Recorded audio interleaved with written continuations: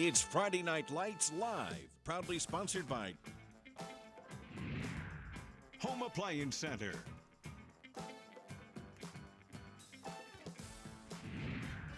Hometown Restyling,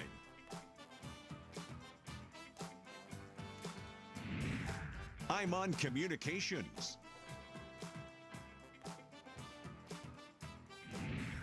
and Walton Collision Center.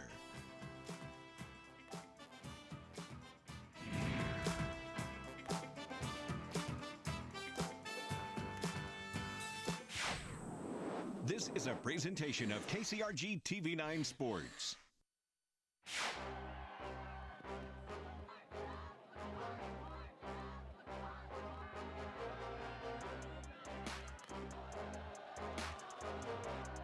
It's Friday Night Lights Live, only on KCRG 9.2. Football is finally back. It is week 0. It is Iowa Valley and Springville. We are here on KCRG TV9 for a presentation of some high school football. It's 8-man. I'm Colin Davies, joined alongside by Owen Sebring. Owen, Iowa Valley, a fantastic team last year, went all the way to the state quarterfinal. They're looking to get out hot. This is a team that you have to think coming in, everybody on that sideline, every coach, every player has championship aspirations this season. They have the experience. They have the talent. Headlined, of course, by Nolan Kriegel. The Regal Kriegel returns for one final season, 3,000-yard passing seasons. We're going to see what he can do tonight in week 0 against Springville as we get set to go here at kickoff. Iowa Valley kicking off to Springville. The Orioles going to be on the ball first.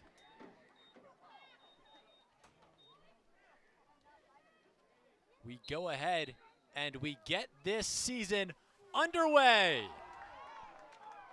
The ball goes back into the end zone for a touchback. Out comes the Springville offense led by their quarterback, Cade Wilson. Yeah, Cade Wilson's a guy that is going to be one of the leaders that this team looks for. Springville graduated a lot of their players from last year's team that went to the postseason. When they talked to the coaches ahead of the game, they looked at guys like Cade Wilson and Jace Marsh as guys who can be a leader out there as this team attempts to write their own story this season. They start out in the shotgun, running empty, 2 split right, 2 split left. And it's going to be Wilson. Up the middle, picks up a couple. Wilson last year was a receiver for Springville and moves into the quarterback position this season. Yeah, and if they're going to have any success here in this Springville offense, it's going to start up front. They have 2 seniors on the offensive line in Preston Martin and Andrew Sheberl. With all of the lack of returning players on this team, it seems like if you're going to have any success, it's going to start there. Those 2 guys leading the way, they're going to have to be the ones to kind of dictate the tempo of the offense starting there on the front line. The Orioles empty again in the shotgun. 2 on each side. Iowa Valley threatening with 4 in the box. As it's Wilson going up the middle, but he gets taken down by Mason Hoyt. And the Hoyt boys, the brothers, they are going to be an issue. Brings up 3rd down and 6. Boy, I've been really impressed with Mason Hoyt so far. In on every single play to start this game. He was the one kicking it off there. He kicked it into the end zone for the touchback, and he's been in on both tackles so far on defense. The Hoyts, they're going to be a heavy, heavy problem for Springville, both on offense and on defense tonight. Mason Hoyt and Chance Hoyt that are making up a quarter of the players on the field for this Iowa Valley team. 3rd down, first possession of the season for Springville. In motion, going around, the pitch is to the right, and up for a 1st down at the 30 is Jace Marsh. Jace Marsh moves the change for the first time this season. Well, that's exactly what you want if you're Springville, just getting a chance to find a little bit of tempo, a little bit of momentum. The one thing that kind of works in their favor is that Iowa Valley really doesn't have any tape to look at for Springville. There's so many guys who are new to their position this year for Springville, only about 20 guys on the roster, 21 guys on the roster that Iowa Valley didn't really have much to look at for last year. So this is their opportunity on this first drive to come out, maybe show some things that they're not expecting. Getting a 1st down, that's a big win on this first possession for Springville. Now Springville a little bit more compact. And it's a Wildcat. Colson Mormon takes the direct snap. He runs to his right, and he is stopped immediately in the backfield by Hoyt. There's Hoyt again getting into the backfield, and tackles for loss. That's something that Iowa Valley really specialized in last year, especially in this game that they had against Springville in week 0. As a team, well, I should say first that for Mason Hoyt, he had 4 tackles for loss in last year's game against Springville. Iowa Valley as a team, 17 tackles for loss in that week 0 win against Springville. They won that game 45-9 to open the season last year, and so we can expect maybe that front couple of linemen there out at Iowa Valley spending a lot of time in the Springville backfield.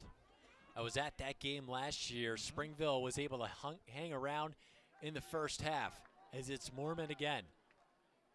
Takes it, head down, and he runs into a horde of Iowa Valley defenders. A horde of Hoyts. There's Mason Hoyt again, already with his 2nd tackle for loss, 2nd sack in this game as they back him up there. Colin, you and I both were at that game last year, I think, shooting highlights on the sidelines. That was a game that maybe started a little bit sloppy for Iowa Valley in that one. You kind of expected them to put their foot on the gas right away. Only as, I think it was, what, a 16-3, 16-0 game at halftime, and then they pulled away with 22 points in the 3rd quarter. Eventually got the 45-9 win that they were expecting, but this year you know that they're going to want to come out and set the tempo, dictate the pace a little bit quicker than they did last season. A 3rd and long. Wilson back in at quarterback. He's got a running back behind him, dumps it out to his left. It's March, and he is taken out of bounds, well short of the first down, brings up the first 4th of the season. We'd imagine that the punting unit's going to come out. Getting our first chance to take a look at Nolan Kriegel, who has slung the ball carrier out of bounds on that play, his first tackle of the season. We're going to see a lot of Kriegel tonight. Of course, I've mentioned him at quarterback. He's going to run the ball a lot.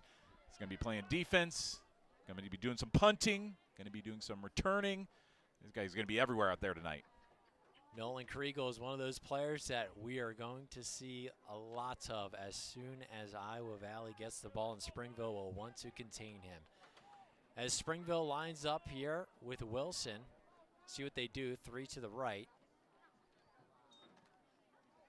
And this punt is blocked. It is picked up. It is Lane Qualley, who is taken down at the 21-yard line, but he gets the punt block. He picks it up, and the big fella gets his team in possession in dangerous territory. Lane Qualley had a lot of green in front of him. He's going to be kicking himself for not being able to return that one for 6 points. Just about had Iowa Valley's first touchdown of the year without the offense seeing the field. Qualley, going to be kicking himself tonight for not being able to bring that one across the end zone. But now we get a chance to see Iowa Valley's offense set up at the 22-yard line. Qualley now lined up at left guard. Less chance of him getting touchdown in that position. But here we go, Iowa Valley. And who else is it going to be but Nolan Kriegel taking the first carry of this year for Iowa Valley. When we look at this Iowa Valley offense, you have to look at Kriegel. He had 13 passing touchdowns last year, 43 rushing. Good number. This is a guy that can score, and he can score in bunches. Going to be running the ball a lot more than he passes as he's done the last few years, so expect him to see a lot of keepers tonight. As he hands this one off to Dane Smith around the left edge, and he is in. Touchdown, Tigers! The ice is broken in 2026. Well, no better way to start your first offensive possession if you're an Iowa Valley Tiger fan than Dane Smith, one of the many, many, many seniors on this lineup, just taking the ball to the outside and carrying it across the end zone. That's what you want to see, a little bit of misdirection on that play as Iowa Valley lines up for the PAT. And it is good. It is 7-0. No good. And we will be, or no good. We will be back after this 6-0. 8:01 remaining, first quarter. Iowa Valley 6, Springville 0. It is 6-0 to Iowa Valley. They have come out in a hurry, a little bit of misdirection to Dane Smith. And he gets the first touchdown of this young season, and much to the pleasure of these home fans as this ball goes out of bounds for a touchback. So there's Mason Hoyt again with another critical play out there. Hoyt all over the place so far. A couple of kickoffs. Looked nice on the PAT at first. I know, Colin, you and I both got a little bit fooled as we were watching it from up here in the booth that it looked like that PAT sailed through. I was even surprised to see them go out and run for a 1-point conversion attempt, just because last year in this game, I think just about every single time they scored, they went ahead and went for 2. Just as you often will see in 8-man football, teams just want to put more points on the board as they can and as they are capable of doing if you're Iowa Valley, but maybe trying something a little different this year, trying to line it up for a 1-point PAT. Special teams not the greatest so far outside the 2 touchdowns, actually the blocked punt and the missed PAT. Here is Wilson to the right edge, and he gets popped by Nolan Kriegel, a gain of 2. Yeah, Kriegel is as good of an athlete as he is on offense. We're going to see some nice plays out of him on defense. He kind of plays back in that secondary, a little bit of Mike position that you're going to see, a linebacker, D-back, hybrid type of position. So we're going to see him out there a lot, make a handful of tackles, I have to imagine. A guy who, you know, maybe even when he's looking at what he's going to do at the next level, defense might be where he ends up getting sent to. It is Asher Longerbeam now at quarterback in the shotgun, once again empty. Takes a snap, he goes to his left, he's got some space, and he shimmies out to the 29-30 yard line for a fresh set of downs. Boy, there we go again. Already now another first down conversion for Springville, who, boy, coming into this game, you really thought that it might take a minute for them to pick things up on offense. With so many players graduating after last year, a lot of young guys coming back to this Oriole team. Didn't know what to expect out of them on offense, but they've been able to find a little bit of rhythm, and that's going to be the key, is to, if nothing else, pick up some first downs. All you want to do is keep the ball out of Nolan Kriegel's hands, and the way you can do that, pick up a few more first downs here and there. Colson Mormon taking the snap now. And he goes to his left, and he is brought down immediately. It was first touched by Chance Hoyt, and the rest of the team rallied. I think Mason Hoyt was the one who got to finish that one off. I think he's got all 3 tackles for loss so far for Iowa Valley tonight. Just an enormous presence in that Springville backfield. Even though they kind of start things out with just a 2-man front, they bring a lot of pressure on that front line. With 8-man football, on offense, you usually are only really seeing 3 maybe down linemen, might have a tight end lined up there as well, but a lot of opportunities for the defense to really push it back there if they feel the confidence that they have the athleticism to beat the offensive line and get into the backfield. Cade Wilson taking the snap. And somebody jumped. Who was at first? Maybe a false start. Looked like that might have been Jace Marsh lined up to the outside. He might have been first one to move there. Let's see what the officials have to say after they deliberate. Encroachment. There we go. Number 12. Color me wrong. Lane Qualley, the guilty party there, so it makes it second and manageable for the Orioles. And for this Springville offense, with having new players, their head coach Joe Martin telling me they're a lot smaller of a team than last year. So they're having to spread things out a lot more. They don't want to clog up the middle where size can be a little bit more of an issue. They want to take advantage where speed is going to be more of their strength. Yeah. Yeah, and as I was talking to the coaching staff down there as well, one thing they said is that, again, with all the guys that graduated last year, this is a chance for these guys to write their own story. They don't have to ride the coattails of making it to the playoffs last year. Everything that those guys didn't accomplish, they can start to figure out what they want their identity to be. Wilson looks over the middle, and it is dropped. Jace March not able to bring it in. Brings up 3rd down and in 6. Yeah, that's a tough one as you're trying to move the sticks. Again, just pick up another first down. March had his hands on it, just could not corral that thing, bring it in. Really interesting look we've seen so far from Springville as well. I think, have we seen 3 different guys lined up at quarterback so far? Yes, they've got quite the variety that's coming in, and a lot of wildcats. Seems like Wilson's is going to be the quarterback, traditional quarterback, if you could say that, but a lot of other wildcat looks that they'll look at as well.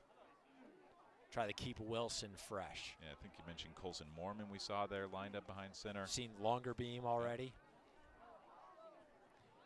And it is Wilson with Mormon behind him. 3rd down. Only 2 to the right.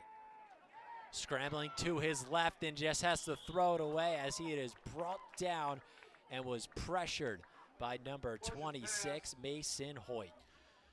Yeah, smart play there by the quarterback there, Cade Wilson, just getting rid of the ball in that situation. Don't want to try to force anything downfield. Don't want to try to give the ball back to Iowa Valley too easily. Just throw it out of bounds. Don't take a sack. Just let your special teams unit come out there and see if they can make something happen this time. A little bit better than last time. Springville would like this to be a little bit less interesting. Yeah. Last time saw that block punt, and that might be something that scares Springville away from trying that little short, just drop kick situation, because Iowa Valley has so much pressure up front that they're going to get back there in a hurry. Who knows if they're going to try to go for it here or try to punt. Decisions looking like they're going to go for it. As they take one step to the right, and Wilson boots it down, and it gets off down to the 23-yard line. And that's where Iowa Valley will take over for the second time this game. Wilson able to get that punt away. Ooh, it's just such a risky call. They're having him so close to that front line. We've seen Iowa Valley already get in the backfield for 3 tackles for loss. So we know that they can bring that pressure. They can get into the backfield. So doing that little drop step, just short punt situation, going to be risky every single time they try to run it. But nevertheless, we're sitting on the 22-yard line as we get set up here, and Iowa Valley trying to make some more magic happen on offense. Kriegel with Hoyt behind him. Kriegel going right away, and Kriegel, he's got some green grass, and he is going to take it. There is a penalty marker down on the field, so hold your horses. This might be coming back. Yep, don't celebrate your first touchdown of the season too soon there, Nolan. That was a nice 57, I think, yard scamper. He's going to shake his head a little bit here. We see a block in the back. It looks like the call. Yeah, but we just saw what he can do when he's got any space. We have a block in the back, number 24 black. Xavier Peterson. It was past the line.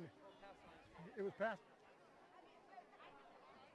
Yards from the point of the penalty. There we go. We got that figured out, I think. At the end of the day, going to set him back at about the 16-yard line. Shoot, maybe just a handful more yards that Nolan Kriegel could tack on again if he's able to escape again. That's what we've seen so well out of him. As much as he plays that quarterback position, the rushing game has been always his specialty. Every single year of his high school career, he's had more rushing than passing yards, so he's much more dangerous on the ground than he is through the air. 1,900 rushing yards last year. And here he goes. He lines up again. It's Smith in motion. It's Kriegel who keeps it himself, and he is gone. See you later, Nolan Kriegel, 1,900. He might make that look like a low number this season with the way he's playing. If you don't score once, try again, and he gets through. Did I call that? I forget if I said just line that thing up again and just try it again, and there it was. 64-yard touchdown that time. Like I said, just adds a few more yards, pads the stats a little bit. Maybe that block in the back was intentional. Who knows? But, boy, what an impressive way on offense for Nolan Kriegel to start this season off. 64 yards, touchdown number 1 of many to come. And he takes a deep breath, tries to get all the oxygen he can as he's going to go ahead and hold this point after attempt. And this time it's good. 13-0 Iowa Valley. You're watching Friday Night Lights live on KCRG TV9.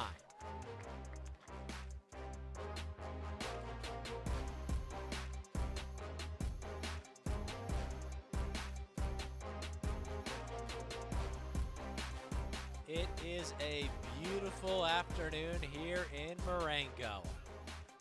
Just the type of football weather you'd want to see, a little warm, but you can see the nice breeze coming in as this young season gets started in Iowa Valley. They've come into the season aiming to finish out on top in the Unidome at the end of the year, and it's starting to look like that is a very real possibility as the kickoff goes to Springville. It is Wilson on the return, and he is taken down at the 19. Iowa Valley inflicting pain on offense and defense early on. What does Springville have to do to get back into this? Well, first I do want to point out on that play, a nice special teams play there by Iowa Valley freshman Brecken Brawl. With all the seniors out there, you love to see some of the young guys stepping in and getting something done. Nice play there by the freshman Brecken Brawl.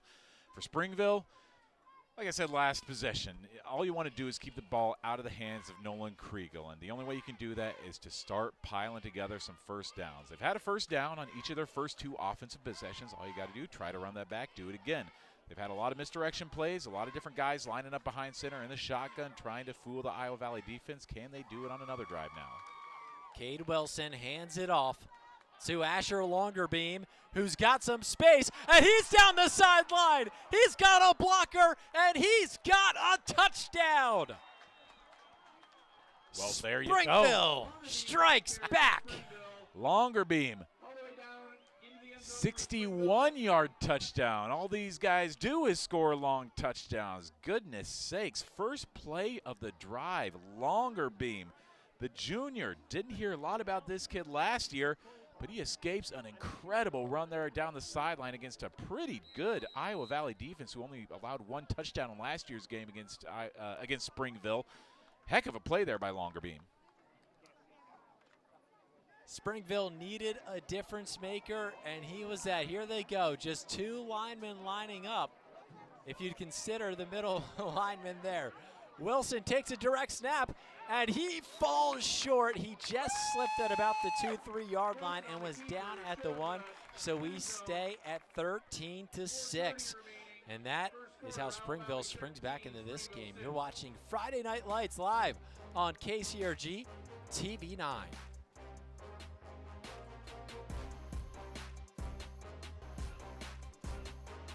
Well, get your popcorn out. That's what they've got. We've got some scoring early on in this one. It is 13-6 in the first quarter. This is 8-man football. You get a lot of points, and we are seeing no shortage of it tonight. Already 3 incredible plays, maybe even 4, as we get kicked back off as this one is going to be chipped. It's an attempt to recover, but they're not able to get there. Ball goes out of bounds, and a penalty marker comes in. Nice try there by Springville. I don't know if that was intentional or not, trying to catch them off guards with maybe the mock onside kick, but could have been effective. They just about got down there in time. In the end, going to be a penalty for kicking the ball out of bounds, but it makes sense, a strategy that makes a little bit more sense in 8-man because the field is already a smaller field, so instead of giving up 20 yards, they're just giving up 10 yards. Especially when Kriegel's the guy back there taking kickoffs. Don't want to give him much space, so they're going to move this out to the 35. So it turns into what would be a normal touchback, a 15-yard penalty. One numbers note I want to point out. In last year's game between Iowa Valley and Springville, the score was 16-3 at halftime, just 19 points in the first half. We've already seen that in the first quarter of this game, already 19 points on the board. We are spoiled. These teams are not rusty as all. It is Hoyt on the handoff. He sheds a tackle. He's got space, weaving in and out, and gets down to the 2-yard line. Chance Hoyt took a journey down there. Oh boy, he could sniff that end zone coming. 43-yard run there by Mason. Excuse me, which Hoyt was that? That was Chance That was Hoyt. Chance Hoyt. I've been saying Mason Hoyt's name all night on defense. That's Chance Hoyt, who's going to be another huge offensive weapon for this Iowa Valley team. Now what do you do when you've got a first down and short situation towards the end zone? Kriegel takes it, hands it back off the Hoyt, and who else? It's a Hoyt touchdown. May as well reward your man who got you down there in the red zone, Nolan Kriegel. Generous with the handoff, letting Hoyt be the one to finish the job. I love seeing this so far out of the Iowa Valley offense, not being so solely focused on Nolan Kriegel's talents. 3 different players with 3 different touchdowns right now. They have many players that can go ahead and make an impact in this one, so it is no good. This keeps this score at 19-6. Chance Hoyt making a difference in this game. The Hoyt family making a big difference as he was just able to punch that one in nice and easy. The hard work was already done, and Kriegel handing it back off. Reward the guy who got you down there. Yeah, exactly. And this is what I like to see, as I mentioned, out of this team, is getting a chance to see a lot of offensive weapons. They know that they have the talent and the experience on this team that they're probably going to win a lot of football games this year. This is a good opportunity to spread things out a little bit, try to give a lot of touches to a lot of different guys, get a lot of your plays in the playbook out of your system so you get a chance to maybe practice some of the things that you're wanting to showcase once you get to October, November, some of that postseason football. The more experience you can get on the field, the better, whether it's a freshman, sophomore, some of the underclassmen, or just some of your seniors who you want to get some run out there. It's been a long offseason for everybody, so why not let Dane Smith and the Hoyt brothers do some of the work out there too? They are coming out with a vengeance. I saw this team last year at this field. They lost to Audubon by 6 points in a close state quarterfinal as the kickoff is taken by Jace March. He cuts to his left, and he's got some room, gets out to the 36-yard line, and sets up Springville in good field position. They're looking to answer again. As much as I've been impressed with Iowa Valley's offense so far, I really do have to take my hat off to Springville and what they've done so far. Again, I nor anybody really knew what to expect out of this team with so many players graduating, so few returning guys on this roster. Wasn't sure what I was going to see out of them, but boy, they've really at least, I know the score is 19-6 at this point in the first quarter, but giving Iowa Valley all they can handle at this point. They've had a couple of first downs they've strung together, had a nice long touchdown, had a nice long kick return there, putting on a little bit more pressure than maybe Iowa Valley was expecting out of them. And this is an Iowa Valley team that not many teams were able to hang with last year, really just one, and that was Audubon in that state quarterfinal. As we are going to get a flea flicker down the sideline, it is brought in. Jace March, calling it incomplete. I think we got a flag here back in the backfield as well. Neighborhood of holding. Don't want to commit myself to that too soon because I've already been wrong on one penalty tonight, but see what the flag is going to be. They called it incomplete regardless. I think I saw a signal for a personal foul on the play. Roughing the passer, maybe. Yeah, must be. You see, it was incomplete. Oh, yeah. And it is going to be roughing the passer. Good call by the officials. I thought that was a catch, too, on the sideline. Great. It was shielded from our view here in the press box. But Springville's okay. They will take just about what that yardage would have been on the completion. They get that. They are at the 30-yard line now. A little bit of tricky plays coming out there with the flea flicker. As Wilson lines up, Mormon to his left, and another back to his right. And he's going to hand it off, but taking down immediately was Mormon. Had no chance. Lucky that one wasn't a fumble, as Iowa Valley was in the backfield immediately. Maybe more impressive than the fact that we've got 3 Iowa Valley touchdowns in their first quarter is the fact that Mason Hoyt has 4 tackles for loss in the first quarter of this game so far. That kid has been everywhere tonight. Absolutely. As they reset up, it's going to be 2nd down and 14. It seems like it's been boom or bust for both offenses so far, and Springville looking to establish something on the offensive line in order to get some room. Wilson's got time. He puts a lot of air on it, and they're going to roll that one out of bounds.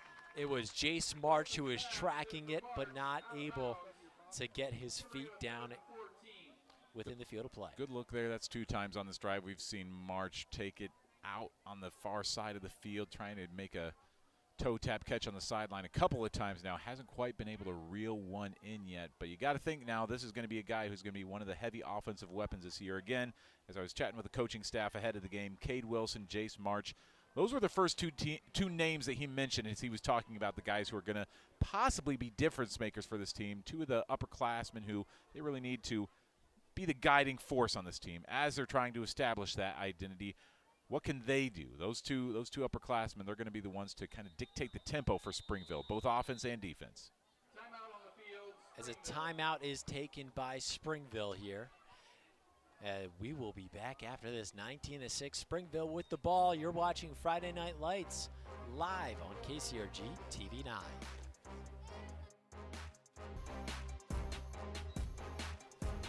It's a warm summer night and the attire fittingly so. A little tropical Hawaiian theme. School starting on Monday. Cade Wilson, 3rd and long, hoping for a little bit of magic here, and he's got some space, looking for the speed, has some power, and he gets out to just a yard short. A flag does come in at the end of the play on the right side of the field, about where he went out of bounds. Yeah, Chance Hoyt was holding his hands back like he was making sure the ref knew that he laid off. I don't know if the ref agreed or disagreed. Another personal foul incoming. Black number 4 will be half the distance to the goal. It'll be a result of a first down. Yep, Chance Hoyt tried to lay off there, but I think he got his hands on him just enough after he went out of bounds that the ref decided that that was worthy of a personal foul call. And so as they trail now 19-6, just a 13-point deficit for Springville. Now they're getting back in the red zone, a chance to maybe get 6 more points on the board if they can keep this offense moving. It is 1st and 10 at the 11. Springville's offense keeping up the pace since their first drive.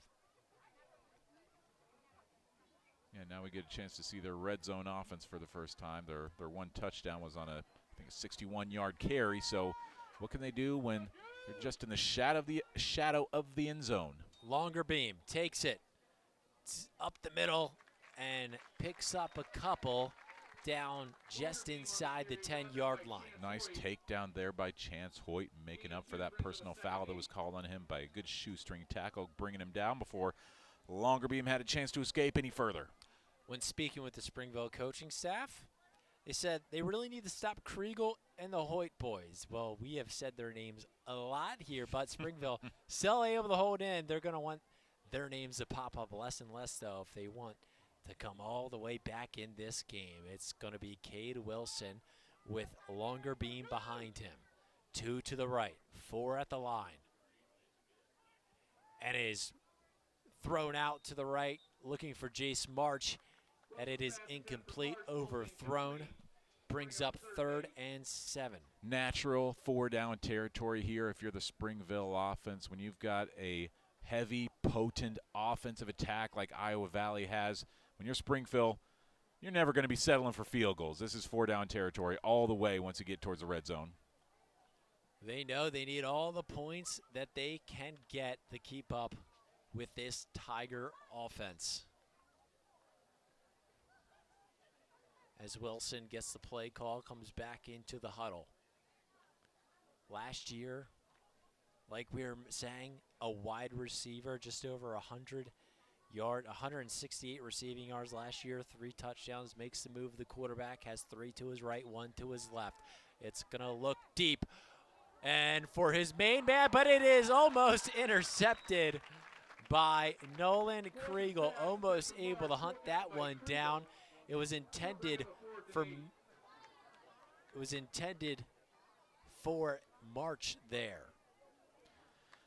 Yeah, Kriegel had 1 interception last season, only threw 1 interception last year as a quarterback as well. Had his hands on that one. That was kind of a 50-50 ball. Could have gone either way.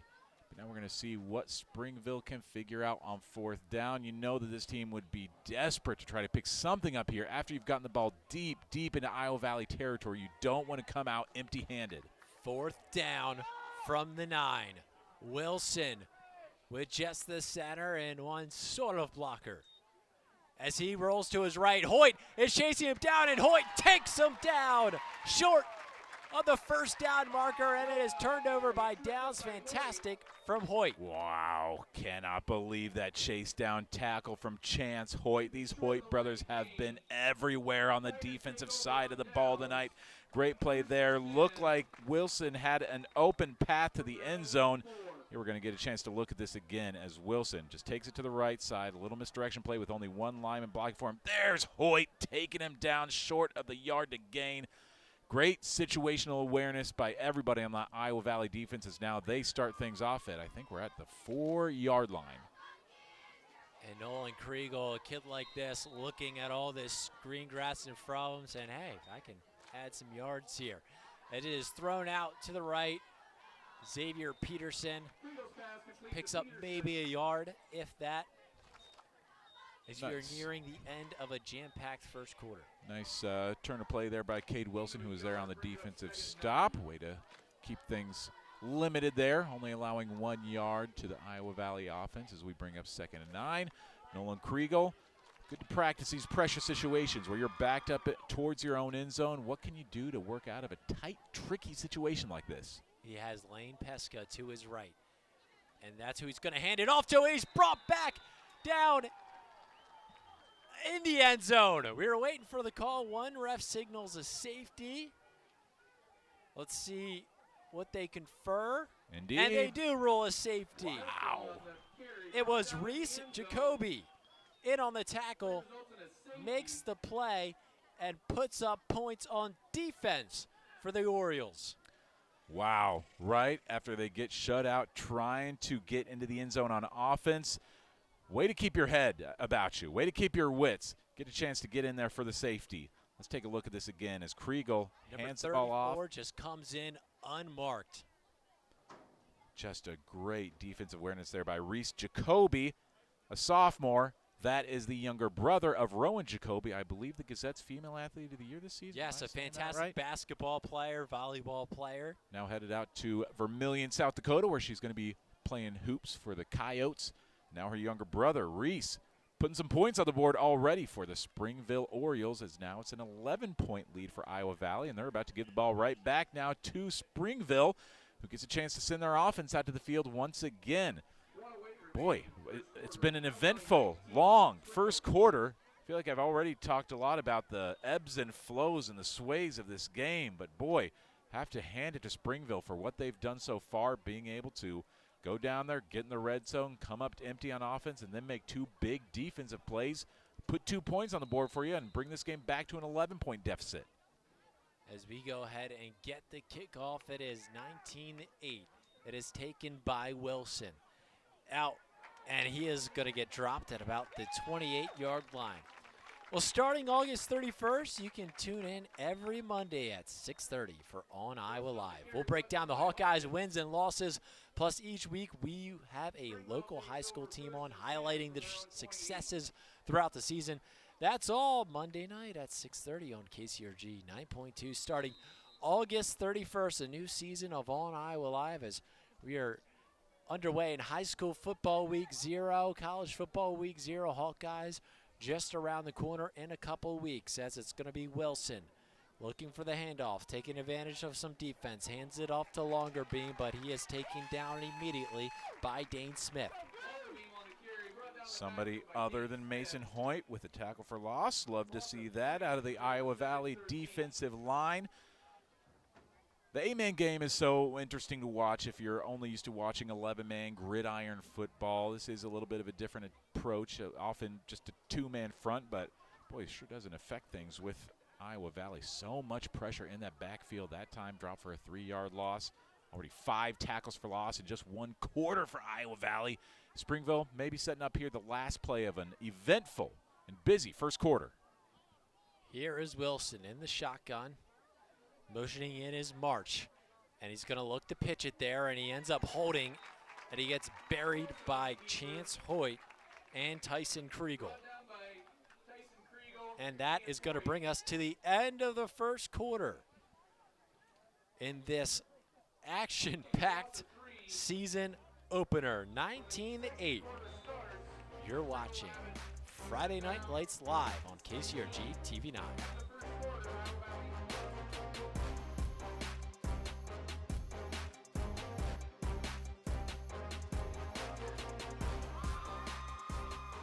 Beautiful downtown Marengo. This town ready for football was driving in today, and the Iowa Valley merchandise all around the downtown here on the flagpole or on the light poles. This town ready for football. We've got a good turnout, as always is the case here at Iowa Valley. I was here for that quarterfinal game last year. Fantastic crowd was on hand.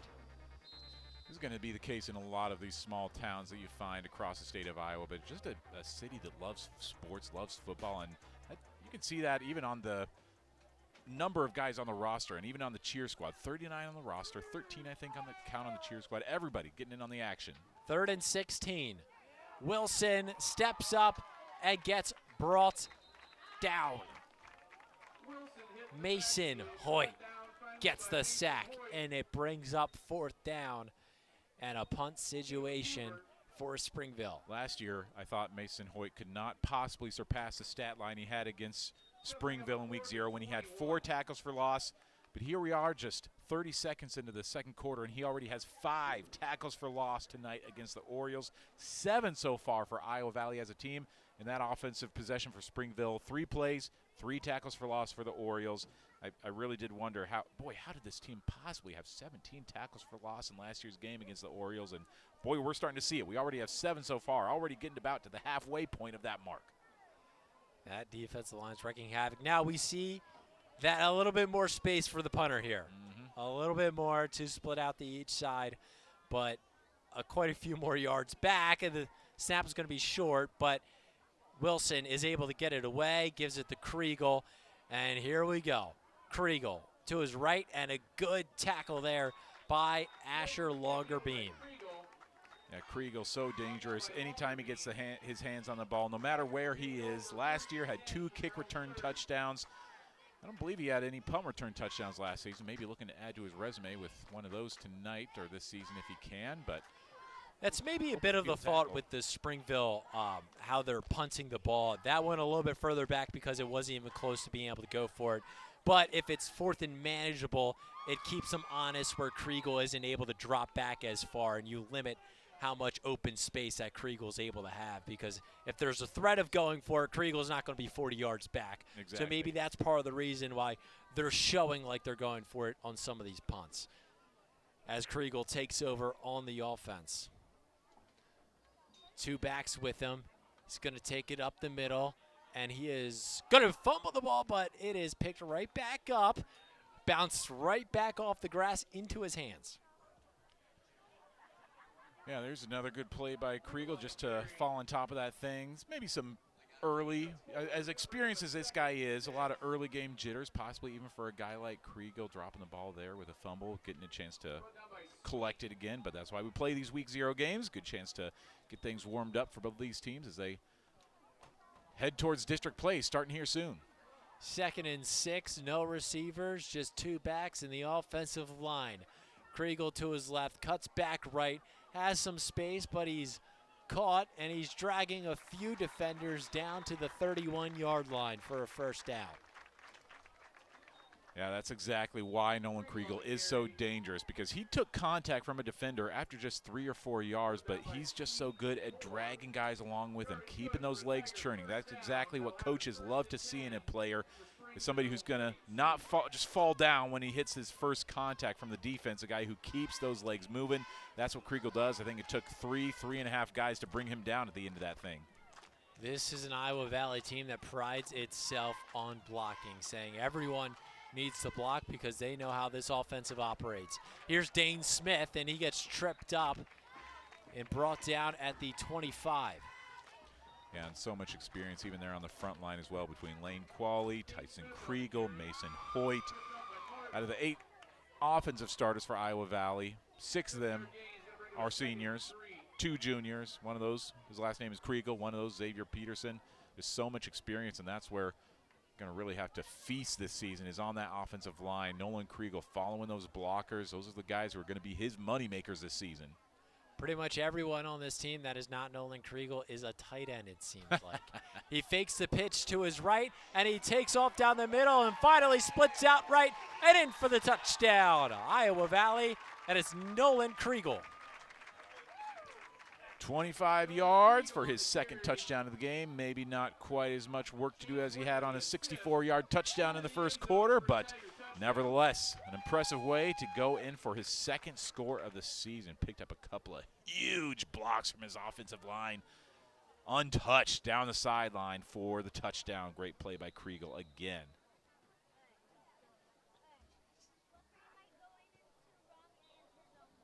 And that PAT is wide right.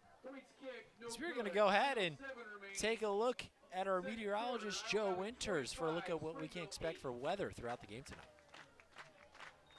You may want chillier weather when you think of football, but we like quiet weather as well, and that's exactly what we've got here at Iowa Valley for our Friday Night Lights game of the week. Temperatures start off in the 80s, and it is a little bit muggy at times. Moving through the game, the winds may play a little factor. They'll be strong, about 73 degrees as that game comes to an end. So we are looking for some quiet weather conditions to continue here throughout the entire game. Colin and Owen, back to you. Thank you so much to Joe Winters, as it is 25-8 here in favor of Iowa Valley. They're starting to press a little bit more into what this Iowa Valley team looks like they can be. So Mason Hoyt, we've seen him out there trying these PA attempts so far.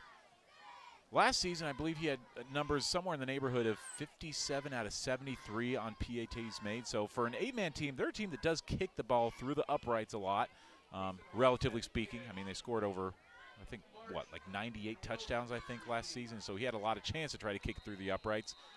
Still working those kinks out so far. I think only one converted PAT so far by Hoyt tonight as he goes for the kickoff now.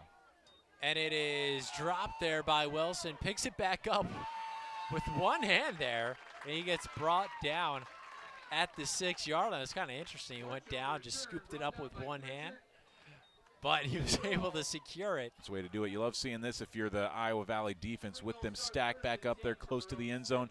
They can push a couple of tackles for loss here. You might have a safety for Iowa Valley's defense as well. Good heads-up play on that special teams by another senior, Emmanuel Pritchard, guy that maybe doesn't get as much run on offense, but he's a guy who making plays here on the special teams unit. Love having that if you're a team like Iowa Valley. Doesn't always have to be the star players making plays out there.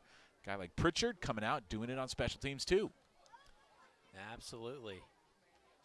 As Springville gets ready, here is Cade Wilson. He hands the ball off, and it's Jace March who gains a couple on the play. This game's starting to settle down a little bit. Teams are starting to not just big play or no play, starting to get a couple of yard gains here. As we see the bubbles going off to the air, it reminds me of West Ham. If you know West Ham in the over in England Premier League soccer, they walk out, they blow the bubbles. That's what we got a little bit here, the student section at Iowa Valley. I'm going to have to take your word for it on that one, Colin Davies. I know you're a soccer guy. I know we've got a football watching audience here, but there might be a few folks out there who know these West Ham United references you're referencing. If people have watched Ted Lasso, that club is in Ted Lasso, and you see the bubbles in that show. But nonetheless, we're back to good old American football. Clash to pads here as Longer Beam gets brought down immediately. And that is going to bring up a tough situation for Springville. I think that was Elijah Lilly being the first one to get to him. Just buried him in the backfield, and that is going to bring up a tough scenario if you're Springville's offense trying to figure out what you want to do. It brings up a now 3rd and 10 scenario.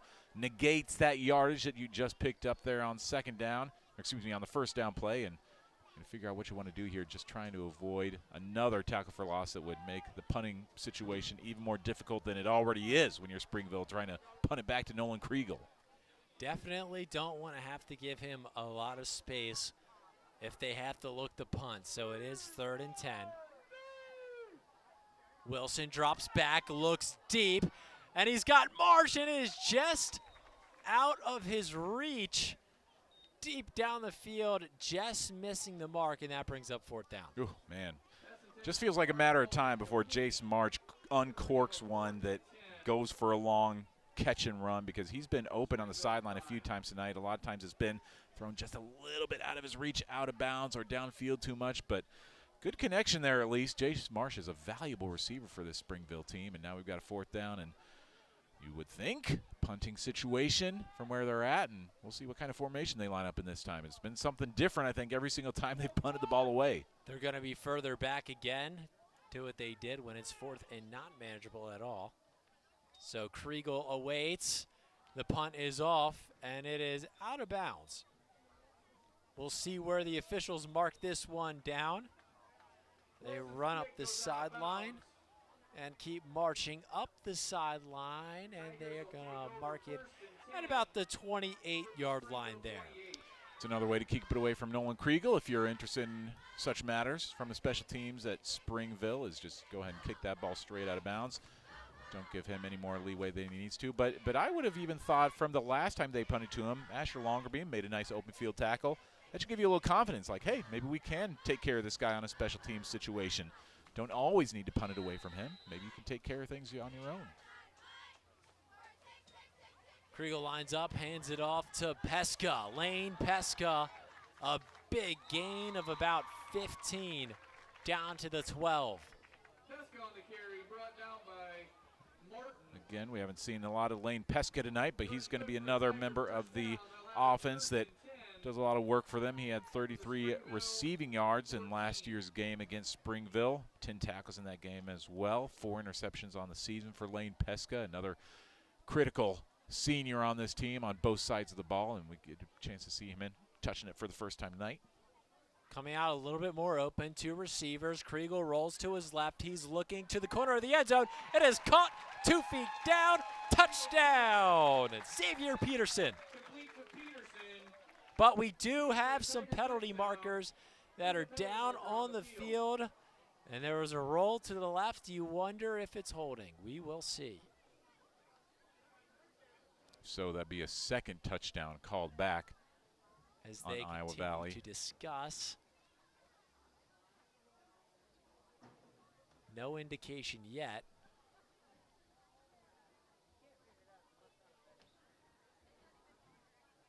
Iowa Valley lining up like it's on them.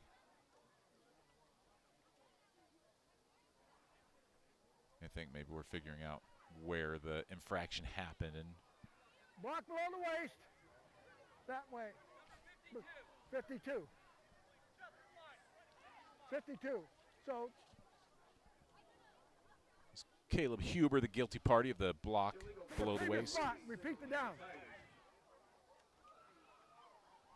Well, last time Springville had an offensive play go for a touchdown and then get called back, it was on the very next play that Nolan Kriegel just did the exact same thing and ran for a 64-yard touchdown. So let's see what they do here after getting called back for another one. A first down, about 24 yards between them and the end zone, and a chance to extend that lead even further as we tick through here in the second quarter. Things moving a little bit quicker here in the second compared to the first quarter where we had so much scoring. Already about halfway through here. That was one of the, maybe the first time, if not one of the first times that we saw Iowa Valley go out 2 receivers. And here they come again with 2 receivers to the left. They've been loading up the line of scrimmage and the backfield in order to establish the running game, but they're starting to spread things out a little bit more here. Xavier Peterson and Lane Pesca out to the left. Pesca motions in, and it's Kriegel, no doubter, touchdown. Well, history does tend to repeat itself here in Marengo after, in the first quarter after Iowa Valley had a touchdown called back on a penalty. It was the very next play that Kriegel scored on a rushing touchdown, and now in the second quarter, Iowa Valley touchdown gets called back on a penalty, and Kriegel, once again, one play later, takes it himself for a 24-yard touchdown. Now his 3rd rushing touchdown of the night. Last year he had 4 rushing scores. Just about to match that as Mason Hoyt's PAT attempt is good that time. His second PAT make of the night as the lead extends now to 32-8. Iowa Valley starting to impose their will. You're watching Friday Night Lights live on KCRG TV9.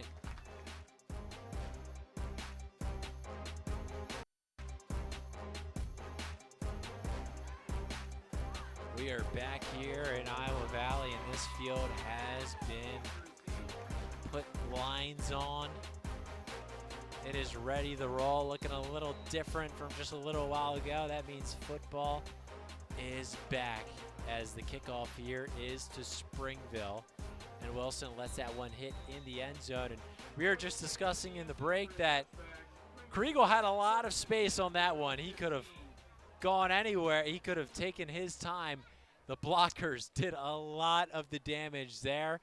It seemed like anyone on that team could have scored with that much space. We still got to keep shouting out the guys on the front line for Iowa Valley. Tyson Kriegel there, the center, Lane Qualley, and Mason Hoyt.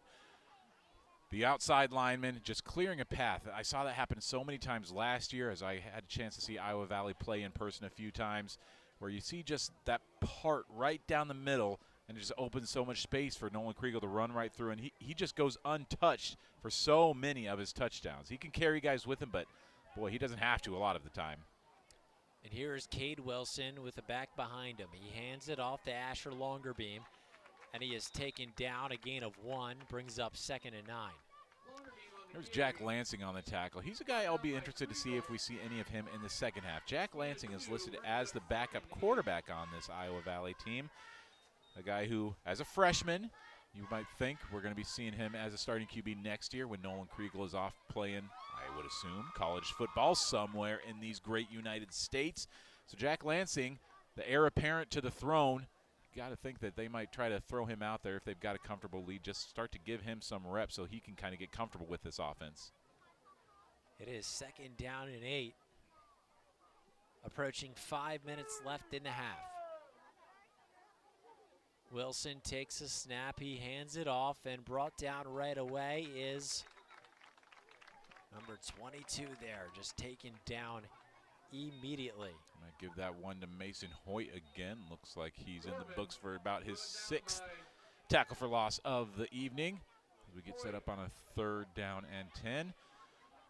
Yeah, once we get to the second half, if Iowa Valley has its comfortable lead that it hopes it does, you really have to wonder how much they start cycling guys out. They have enough guys. I mean, this is a team with a lot of depth, more than most 8-man teams are benefited with in the state. Look at the difference between the benches. It's pretty big. It's staggering how many guys they have on the sideline, more than a lot of probably A1A teams have, honestly, Iowa Valley's blessed with out there. So it's a team you want to start to get those guys cycled in with all the seniors they have in the starting lineup. 3rd down and 10. Wilson. He looks to dump it down, and Mormon is taken down. There's Mason Hoyt again with another. I don't know, is that going to go in for a tackle for loss? Looks like he actually might have just gotten right back to the line of scrimmage, so not going to go in for a TFL, but another tackle for Mason Hoyt. I don't know who even is a star of this game so far. Is it Nolan Kriegel or is it Mason Hoyt, who has been a physical wrecking ball on defense and clearing the path on offense on that O-line for Nolan Kriegel to score 3 of those touchdowns so far. That kid is a monster on the front line for Iowa Valley. Gonna have to do it like they do in hockey, give out 3 stars in the game with the way that Iowa Valley has been playing tonight. Some great team play and a few stars really sticking out with the Hoyts and Kriegel. And it's 4th down, and here goes the punt. It gets away. It's a low one, and that is a good punt. It's going to get down inside the 20-yard line, down to about the 16.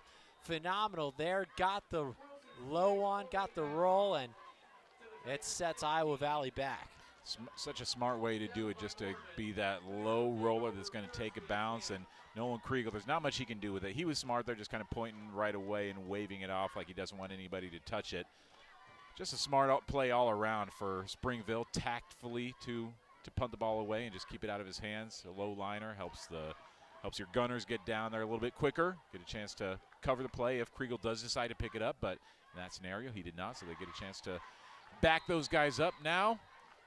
At the 16-yard line, plenty of grass now between Iowa Valley and another touchdown if they look to stay perfect on offense tonight. 32-8. Iowa Valley back on the ball, loading up that line of scrimmage. Kriegel looking left, looking for crossers, takes it back to his right, winding around, and he's got a man wide open, and it is incomplete. They're going to roll him out of bounds. There is a flag on the play, as it was Chandler McKibben who tried to haul that one in. There wasn't anybody within about 20 yards of Chandler McKibben. Number 26, blindside block. He's 15 yards from the spot. Sit down.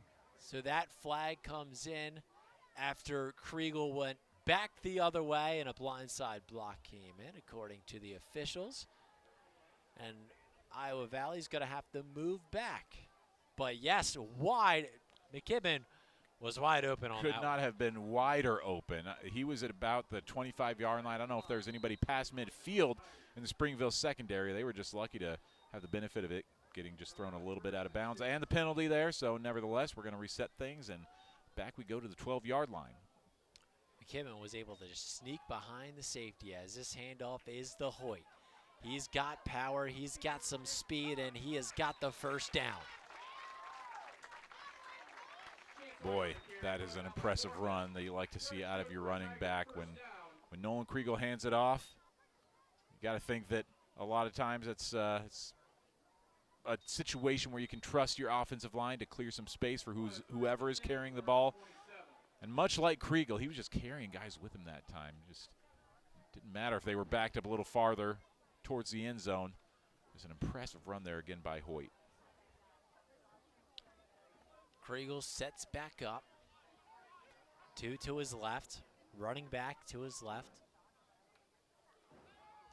As once again, he goes to where he likes it the most, and this time McKibben makes the catch, and he is pushed out of bounds, short of the first down. It's going to bring up 2nd and 2.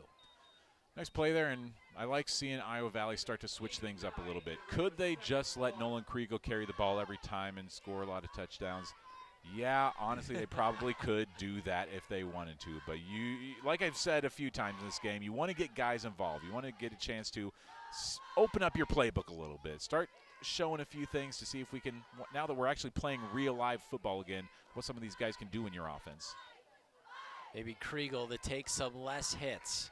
And he's not going to take a hit here because he's got nothing but space and a score.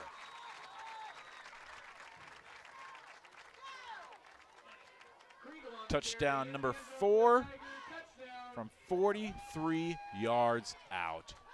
Kriegel, so good, so impressive. I think I just said it a few moments ago that Iowa Valley could clear a path for him to score a touchdown in just about every play, and that's what they do. Untouched again. I think that's about his 3rd touchdown tonight where a Springfield defender didn't even get a hand on him. Mason Hoyt now lining up again for another PAT attempt. 38-8, and the kick is up, and it is good. Well, Nolan Kriegel, we expected it because he's a player that if he doesn't do something like this, frankly, it's a surprise because of how much talent this kid has.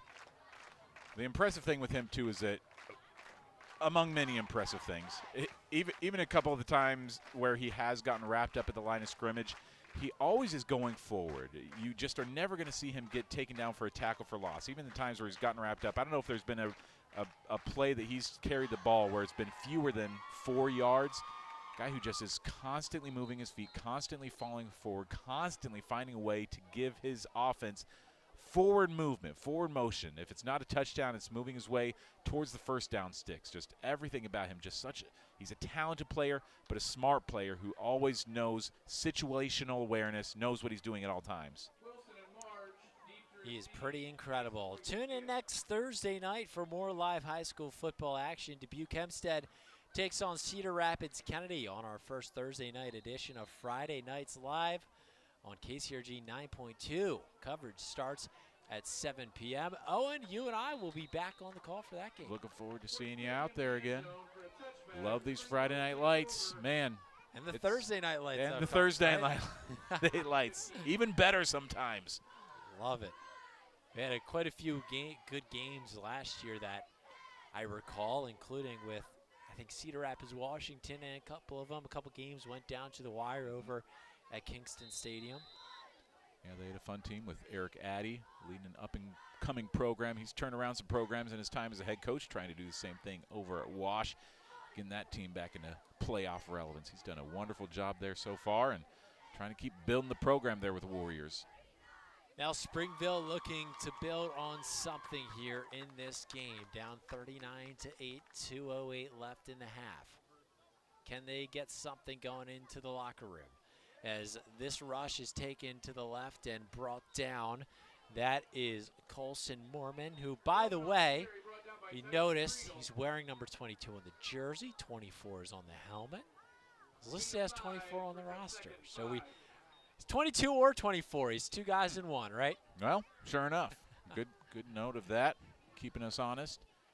Springville, you got to think that right now they're in a position where maybe they just want to run down the clock. We're at about 90 seconds left until halftime.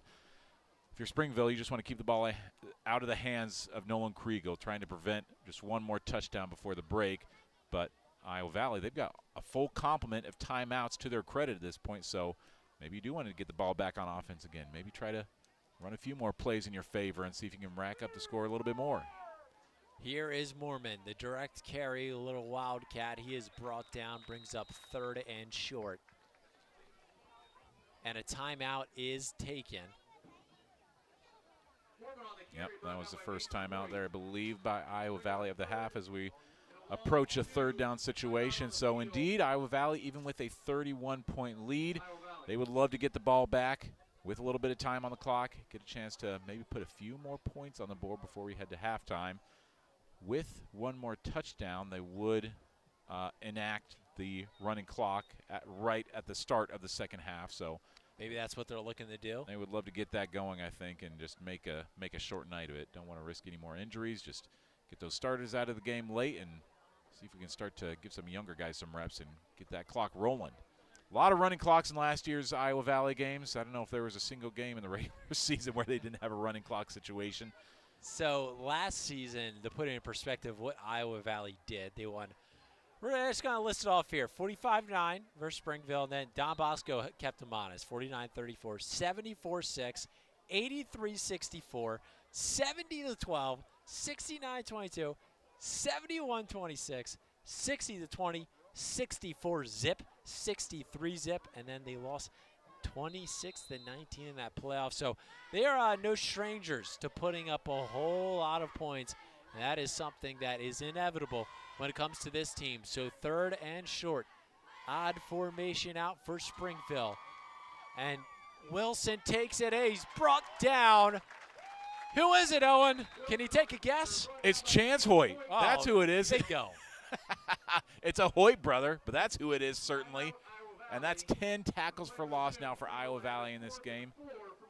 As we see another timeout taken so we can keep some time on the clock. I think as you were running through that Iowa Valley schedule for last year, I think I counted 3 games in which they did not have a running clock situation where it was about a 20-point win or that loss that they had in the postseason.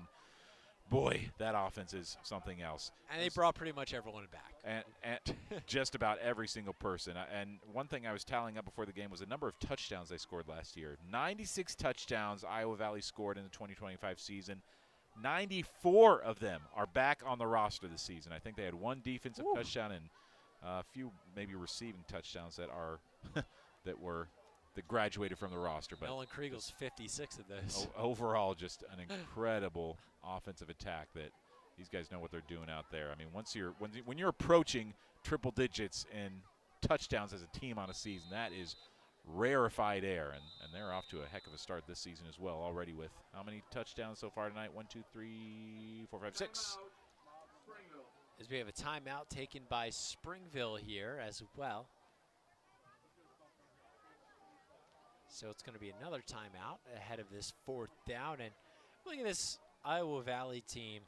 And speaking with their coaches, they were telling me that the most difficult part is just getting ready for week 1, and that the game itself is the fun part, but it's really the grind of getting to the first game. And boy, they're having fun. Do you think they look back at their preseason workouts, and every time they're huffing and puffing at the end of a sprint, thinking, oh, I guess it pays off. Yeah, exactly right. And I don't know if there's any point where these guys, they're probably not getting much out of shape. Both of these teams, Springville and Iowa Valley, these are guys who are playing 3, if not 4 sports throughout the entire season. Nolan Kriegel, I know he's a 4-sport guy. He's a wrestler. He's a heck of a track runner. He's a baseball player as well.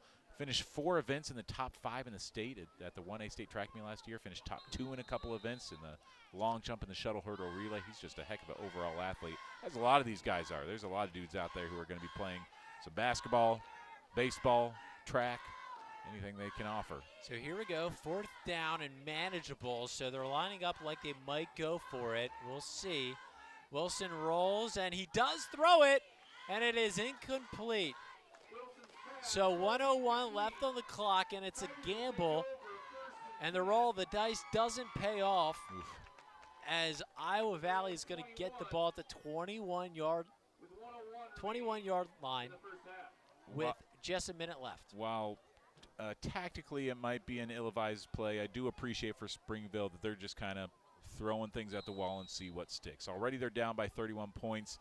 Sure, Iowa Valley might score with a short field again here, but may as well try something out. See what this team can do on fourth down. Try something to keep it out of Iowa Valley's hands. Didn't work that time, but at least it's good repetition to see. Maybe next time you coming through on that. So Kriegel's got two to his right, a little bit more of a passing formation. He's got three receivers going downfield, throws it down the middle, is incomplete to number 24, Xavier Peterson. They're such an interesting team with how much Kriegel runs the ball and doesn't really need to pass. His freshman year had 1,200 rushing yards, 1,000 passing yards. Sophomore, 1,900 rush yards, 1,100 pass yards. Junior year, 1,900 rush yards, only 788 pass yards. Just doesn't need to pass the ball that much. When you're as dangerous as he is with his legs, don't even need to throw the ball. But every now and then you will see it happen like he did on that play. They've got one timeout left, and Kriegel's got two backs. He hands it off, and it's stopped right in the backfield. Was Dane Smith. Looks like they're going to let the clock roll here and save that timeout for a more dangerous situation potentially. I believe that was Wilson in on the play to make the tackle. And Valley hurries it up, and they've got a wide open receiver, and it is a wide open touchdown. Lane Pesca says, give me that for another score. Good chance to see Nolan Kriegel's cannon unleashed on that one. He threw 13 touchdowns last year. Only one in that season-opening win over Springville, and he matches that total. He only completed 5 passes, just 5 of 7 in that Week 0 season opener last season. Good chance to let it rip and get one into the end zone there. As Mason Hoyt lines up for the PAT attempt again. This one also through the uprights. Mason Hoyt starting to find a little rhythm there on the kicking block. That's 3 straight PATs made for him, I believe, as the lead is stretched to 46-8. And if the score stays as it is, that would enact the running clock as soon as we start the second half here in Marengo. Iowa Valley starting to inflict their will. We are just 2 weeks away from the season premiere of Hawk Talk with Kirk Ferentz live on KCRG 9.2. Coach and Gary Dolphin will get you ready for the Hawks week ahead. And we will hear from the Hawkeye athletes and other Hawkeye head coaches. That's all this Wednesday night at 6:30 on KCRG, or in a couple weeks on KCRG 9.2. This Iowa season, we're getting kind of ready to roll. Feels like it's right around the corner now that we're back with high school football, but got to remember it's Week 0. We still got a week of high school football ahead of us next week, and then after that is when college football starts off with Northern Illinois running into Kinnick Stadium. Northern Illinois, not a game to go to sleep towards because they were the team that beat Notre Dame a couple years ago, I believe. You're correct. I think it was 2 years ago, right? Yep. And then Notre Dame went on to go to the national championship game. And Northern Illinois has played tough against the Hawkeyes historically. They don't see a lot of them, but I think it was about 12, 13 years ago that they put up a pretty good fight against the Hawkeyes. So Northern Illinois, nobody be slept on. Can never sleep on the MAC, but nevertheless, Northern Illinois, they're a team that can play with anybody. Absolutely. Cannot wait for the college football season. Already excited that the high school football season is back to ring in this new football year. It really feels like everyone in the sports calendar, and the new year starts with football season. That is the start of the year for all those fans, and that is tonight here in Iowa. So Springville takes back over. Cade Wilson, 31 seconds, 1 timeout, trailing 46-8. The handoff is to Colson Moorman, and he doesn't pick up anything, loses a couple on the play. Looks like that might have been Nolan Kriegel getting in there on that tackle for loss. Is that, unless Springville wants to really gamble here, that should take us down to halftime with Iowa Valley hanging on to a 46-8 lead. Both teams are heading to the locker room. Springville hanging around for a bit, but Iowa Valley, this team we will maybe see in the Unidome. Very well could.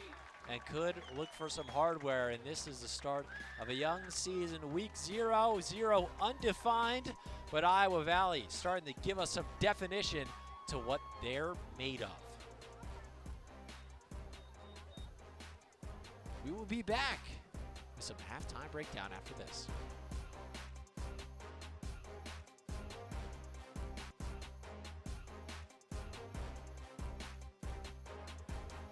We are back here on a pleasant night in Marengo. Iowa Valley up 46-8 over Springville. And Owen, have you seen enough contenders or pretenders Iowa Valley? You got to think contender. I mean, I would have said contender before this game. I would have said it, frankly, at the end of last season as well. And this first half has done nothing but confirm that belief. Of course, it starts with Nolan Kriegel, who had 4 rushing touchdowns in the first half, 1 passing touchdown in the first half. Why don't we go ahead and start looking at some of the highlights that Iowa Valley put on the board in the first half of this game, because there was plenty of them. 8 combined touchdowns in the first half, 7 touchdowns for Iowa Valley. 1 safety as well for Springville, starting with that pump block there. Exactly. By Qualley, and then you had Dane that Smith. end around the Dane Smith scores. Yeah, Dane Smith starting things off. He wouldn't have maybe thought that he was the guy who scores the first touchdown of the season for Iowa Valley, but Nolan Kriegel being generous with the ball. And this one, though, why not take it yourself? 64 yards later, Nolan Kriegel, that was after he ran, I think, a 59-yard touchdown and had it called back on a penalty, comes back and just does the exact same thing again. That was a precursor to a lot happening throughout the night, but Springville, the Orioles, coming in with a little bit of bite into this game, because how about Asher Longerbeam? He huffs it, he puffs it, and he takes it all the way to the house. 61-yard touchdown. Just caught that outside and hardly anybody to touch him. Great play to at least get them back into the game, and this even helped him even further. Yeah, it started to look like Springville was getting back into this one. They pick up the safety there. They inch back into it, but you can't really do much when this guy's on the field. Let's see these next few touchdowns that Kriegel scores. How many hands even get on him? 0 there. There were 0 on that one, the 25-yard touchdown. 24-yard touchdown, don't think there were any 0 hands there. there. And we're going to see his next one, the 43-yard touchdown, and I don't think there was a single hand put on him on this one as well. It just goes up the middle, cuts to the outside. Nope. Maybe put his hand on his teammate. But yeah. yeah, that kid is something else. Just a human highlight reel every week. Kriegel is something special, and here he goes to the air. Shoot off the arm a little bit too. Get some teammates involved on the action. Number 1 there, Lane Pesca gets the receiving touchdown.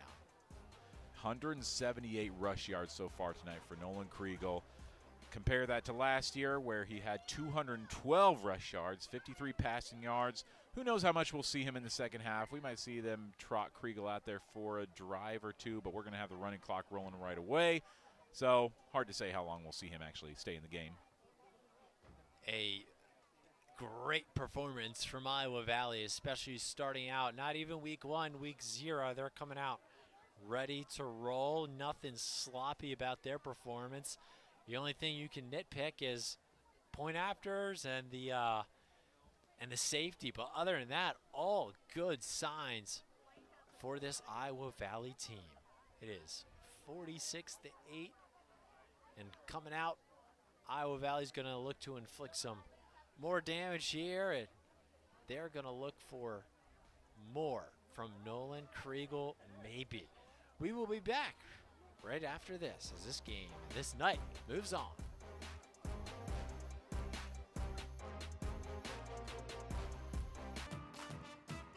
It's Friday Night Lights Live, proudly sponsored by Home Appliance Center,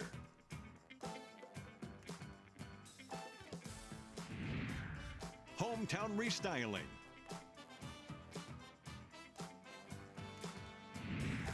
I'm on Communications,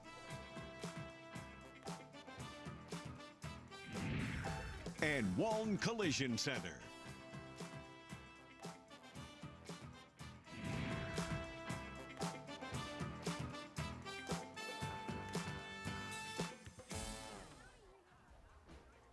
We are back here in Marengo on a great night for football. It's downtown earlier this week. It's a little bit darker out now as this high school football season is starting anew. And with that, we have some new contenders. I'm Colin Davies, joined alongside by Owen Sebring. And we look at last year, the contenders when it comes to high school football. Regina got to the state title game. We had Xavier won a state championship. Solon was very good, but they lose Eli Campman this year, their star quarterback. Who are the contenders for you? Who are you looking out for this season? Well, it frankly does start with Iowa Valley. Especially if you're a fan of Eastern Iowa football, this is the one team that you're watching for to make a potentially deep run in the Unidome. I mean, as I look ahead to this team's schedule, I can't predict a perfect regular season because there are a couple tough teams in there, but you got to think that they are liking what they have ahead. Honestly, their toughest game of the regular season is going to come next week. They're going to be on the road at Don Bosco in Gilbertville. Don Bosco, a team that is a dome contender every single year. Year in and year out, the Dons are great. So that's going to be the tough one. Following that with Belle Plaine and Montezuma, always two contenders. You never know what you're going to get out of them. Following that is HLVTC and then Winfield Mount Union, the Fightin' Cam Buffingtons, followed by English Valleys and Waco to close out the regular season. Waco was a team that was playing in the Dome just a few years ago as well. So Iowa Valley, the path is there. We've seen the offense tonight. This is a team that certainly is a contender for a state title. They're among all Eastern Iowa teams. They've got to be maybe one of my favorites right now. I know Regina's got some guys back. Xavier, it seems like every year. Xavier, I mean, you're shocked if that team doesn't make it to the quarterfinals every single season. Anybody else stand out for you as somebody that has championship potential right off the bat? Not except the ones we just named. They seem to be ready to roll. One that I do like that is a bit of a dark horse, maybe wild card pick, is North Lynn. They're a team that had a really nice season last year, didn't maybe make as deep of a playoff run as they would have liked, but they return a ton of talent to this year's team. North Lynn is so talented across the board in every sport, baseball, basketball, girls sports, softball, girls basketball. They've been outstanding, but football's the one sport where they've never really made that deep postseason run. This could be the year that Lynx football fans have been waiting for, to finally see that deep push towards a Unidome.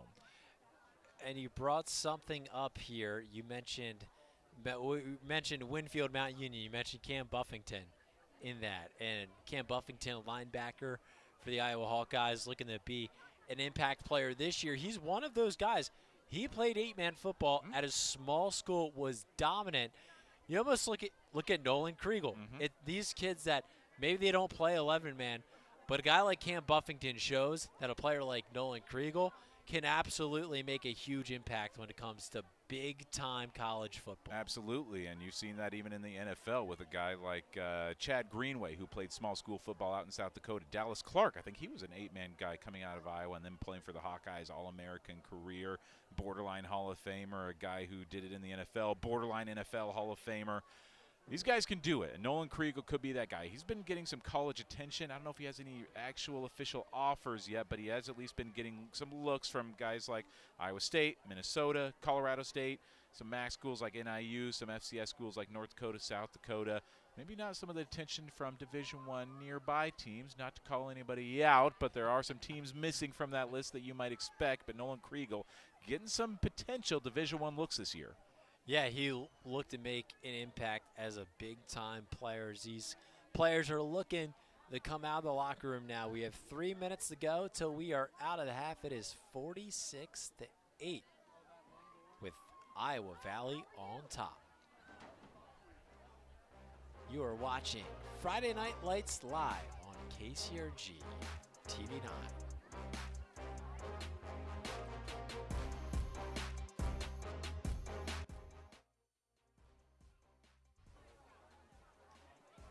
More beautiful shots of downtown Marengo. That is the magic of drones, and here's the magic of this beautiful mural being done by an alum of the high school here at Iowa Valley. Just a fantastic downtown area driving down here today.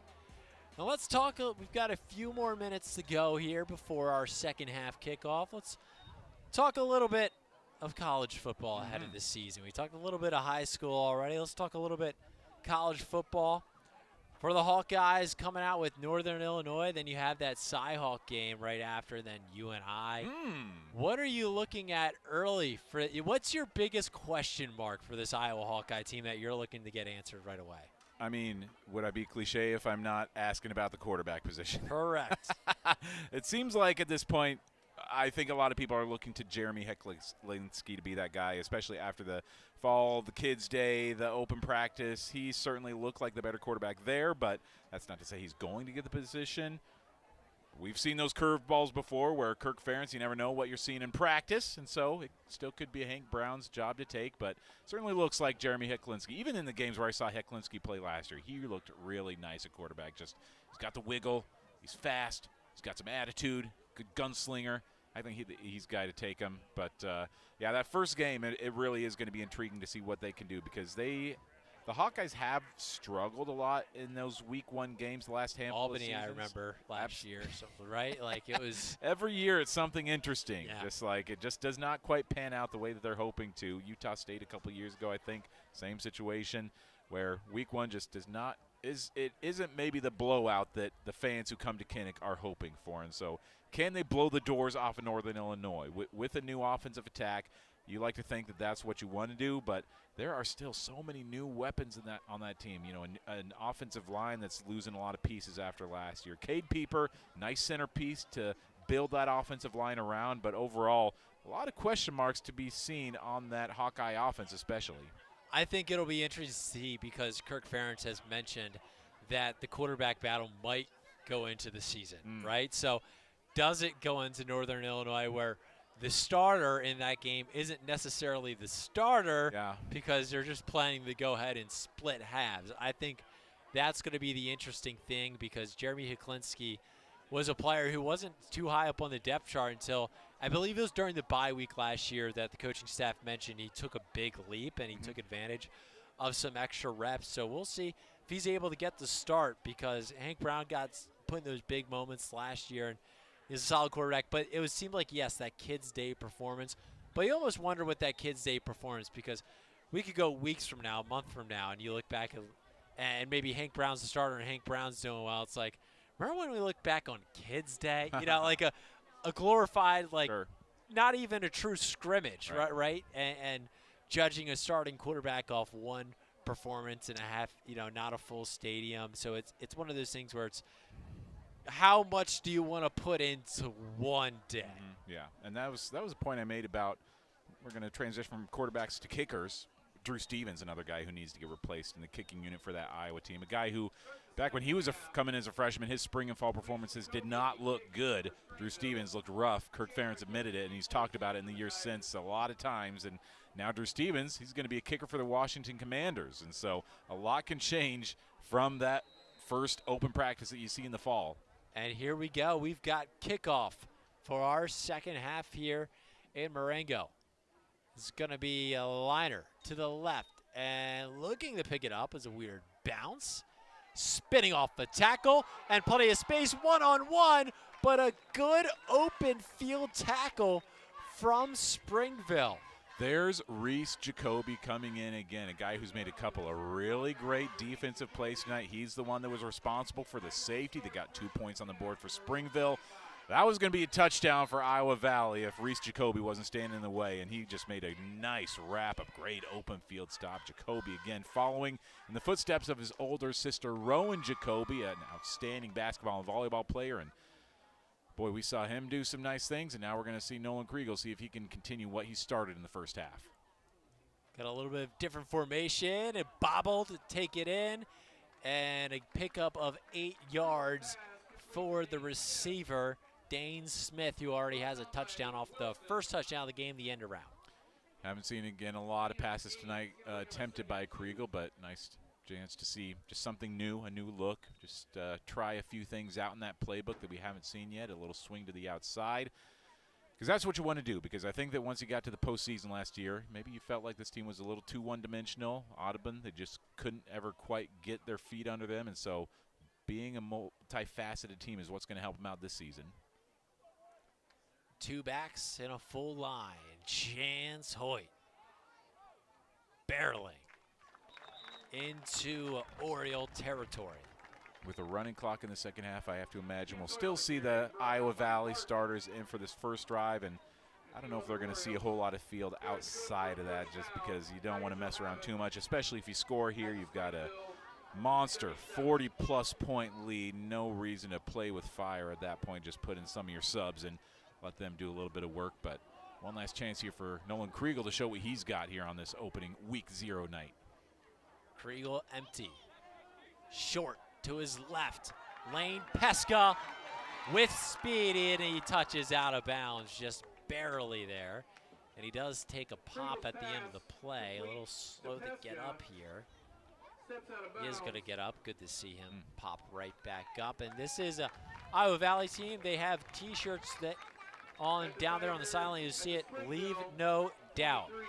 They've got those T-shirts on. And they are not leaving much of a doubt in this one. It is a first down for the Tigers. Boy, they didn't hardly leave much doubt most of the regular season last year either. I didn't get a chance to tally up their average points per game. It'd be in the high 60s neighborhood, I have to think. Yeah. Sometimes they cleared 70, cleared 80 points a couple times. The team just scores so much, and they're off to a rocket start this season. Here is Kriegel from the 23. Kriegel having to go back around, gets out of a couple tackles, still on his feet, and finally brought down. It took about 4 or 5 Orioles to do it, but they get the tackle for a loss. Possibly the most exciting 4-yard loss that we're going to see all season. we saw there why Nolan Kriegel is such a dangerous player and why you need a whole team of guys to be able to wrap him up. He shook 1, 2, 3 maybe tackles until somebody finally took him down. So hard to wrestle that guy to the ground. That's what makes him such an outstanding player. One of the front runners for Mr. Football this year. That kid is just so electric every single play. He's got Dane Smith to his right. And he's looking to take this one up the middle. Has quite a bit of space and shoves off one tackle down to the 11-yard line. It's going to be good for an Iowa Valley first down. Getting close to clearing 200 rushing yards in this game. I'm sure he'd love to get that barrier crossed. Try to get to a 4th straight 1,000-yard rushing season. There's not a lot of guys who can say that among any class, be it 8-man, 2A, 4A, or 5A. Boy, he would be among very elite territory if he could pull off that mark. I think he's looking for 2,000 this year after reaching 1,900 past couple of years, looking for 2K, which we know that is the elite number, especially when it comes to the NFL. That 2K rushing season is incredible, and do it in less games here. And this ball is fumbled. Who's on it? Springville says they have the ball, and pending the officials, it looks like they do. They do. The Orioles take over after the fumbled snap. Wow, great way to close that drive out for Springville, who was in this game at one point. Things have gotten away from them a little bit, but good way to keep fighting in this game. Just a kind of a bobbled snap. Just didn't quite have a clean operation back there to Kriegel. And I believe it was Asher Longerbeam on it. Springville able to take advantage with Longerbeam, making another big play. He's been one of the more talented players we've seen out there for Springville tonight.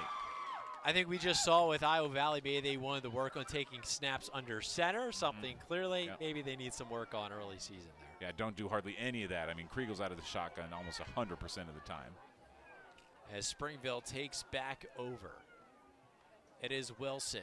To his left, has some space and has about 9 yards, a couple feet short of the first down, it looks like. Wilson on the carry.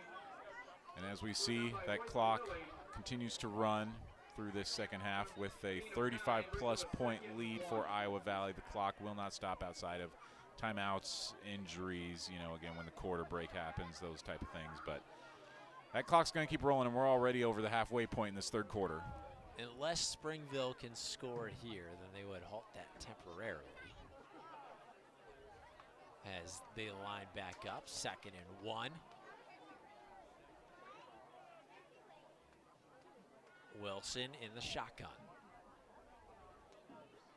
3 to his left. 1 in motion. Hands it off.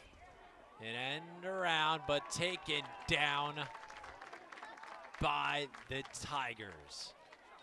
That time we had Grady Williams, one of the juniors on this Iowa Valley lineup, getting into the backfield for a tackle for loss. Make that 12 tackles for loss by the Iowa Valley defense tonight. That was the first one of the second half, I believe. That number continues to grow again. Last year they had 17 tackles for loss against Springville in the Week 0 season opener. Trying to eclipse that number. They're going to need 5 more to match it. Just an incredible effort by this defensive line, just making it a nightmare for this rushing attack out of Springville. These Iowa Valley fans loving it, making their presence felt here. Wilson once again, same formation. Snap back, it looks like it's going to be a false start. That's the initial signal. It'll move them back 5 yards. False start. White number 25. 5-yard penalty from the previous spot. Repeat third down. You know, that's one thing I do got to say for Springville is that they've played a pretty clean game overall. Have we seen any? I think they kicked the ball out of bounds once, and that was a penalty. But outside of that, maybe one more. I can't hardly think of too many penalties they've had tonight. So they played a clean game. Iowa Valley has racked up a few penalties here and there that have helped Springville's offense especially. But Springville, those Orioles, they played a pretty clean game tonight. So 3rd and 9 after the penalty. Under 4:30 to play in this third quarter with that rolling clock. The Orioles may be looking to stop it if they could score a touchdown on this drive, but they've got quite a bit of work to do. 9 or shorter amount of yards than the full 11 man. But here we go. Wilson drops back, looks forward, and just falls down. It's another loss on the play. Brings up 4th and 10. And sometimes in a night like this where you're getting beat by 35 plus, maybe at the end of things, 40 plus points, there are just those things where you want to have something to hang your hat on. Something to say, all right, the score did not go in our favor certainly, but this looked good. This went well, especially when you've got a young team with not a lot of returners in the starting lineup, something like that where you can say, hey, you guys played a clean game. And that is sometimes rare in Week 0, frankly, especially for an inexperienced team to have so few penalties in their first game out there as starters playing for the first time. Playing a clean game, that's nothing to turn up your nose at. Here's Wilson with 3 to his left, and he is going to punt this one high up in the air. No one's back there to return it, and it is down on their side of the field, but a decent job flipping the field. Makes it 46-8 here, under 3 minutes to play in the third. Iowa Valley back on the ball. We'll see who comes out for them. It is going to be Kriegel back on the field. Maybe looking for at least one more score. Yeah, you got to think that even though the game is just about decided at this point, Nolan Kriegel likes to get out there and just, you're having fun. Even though you've got the win in hand, go ahead and just run out a few more plays and see if you can open up that playbook a little bit more. Spread out, plays it short to his receiver. And number 24, Xavier Peterson. But there is a penalty marker down on the field. Number 11. I think it was a block in the back call against Iowa Valley again. That's their second time with a block in the back tonight. Almost the inverse of Springville, where I've said that Springville, that's one good thing that's gone in their favor, is not a lot of penalties. Iowa Valley, that's maybe the one thing where you do have to say we've got to clean this up, is that there have been several penalties called against them, some that have really hurt them, 2 of which have called back touchdowns for them. So that's the one thing that honestly, even though Iowa Valley players might not like it, the Iowa Valley coaches love having something to have to coach these guys up on this next week, and that's one of the few things they have, is fundamentally staying a little bit more sound on these penalties. Coach is always looking for that motivation. As Kriegel hands it off, Dane Smith, and the ball is out, and it goes out of bounds, so Iowa Valley avoids the turnover there as Springville springing for that ball, not able to get it. Well, there's one more thing that I guess we can say that Springville might need to work on, is just control of the ball, because they've fumbled the ball 3 times tonight. If you remember early in the first half, Nolan Kriegel did have a time where he was carrying the ball, and dropped it and was able to fall on top of it right away. Last possession saw a fumble, another fumble there. There's something else that the Iowa Valley coaches are going to love to have to work on in practice, is cleaning up the operation a bit and making sure you're hanging on to the breadbasket. Head coach Casey Kroll taking notes as there's 2 backs for Kriegel. Nada spread out a little bit more compact, and here comes the run. Kriegel going left, cutting right. He does a little hurdle. Showed off the track star and up down the sideline. Touchdown! Number 5 rushing for Kriegel.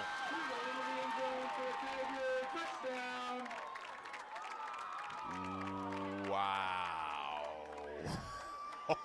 It's not the blue oval, it's Marengo. Let's take a look at this hurdle right here. Whoop!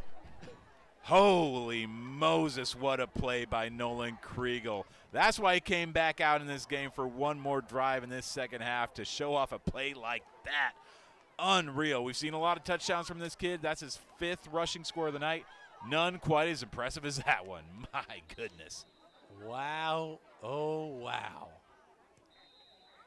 It is 53-8. You are watching Friday Night Lights, brought to you by Nolan Kriegel at this point on KCRG TV9.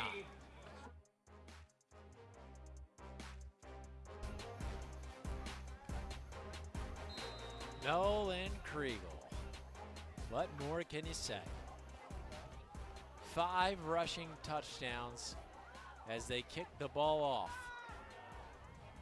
And pursued and taken out of bounds for Springville was Jace March. As we've talked a lot about Nolan Kriegel tonight, you mentioned, I think, his performance at the Blue Oval in the last possession, Colin. He made it to state in 4 events, finished as an all-stater in 4 events, top 5 in all 4. Finished 2nd in the long jump, 2nd in the shuttle hurdle relay. Oh, you tell me. Boy, doing some hurdling on that last drive. Holy smokes.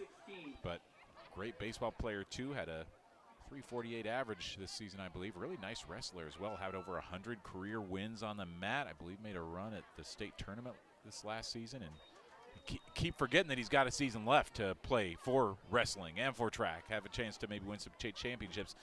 We talked about the Gazette Player of the Year as we're about to hit the end of the 3rd quarter.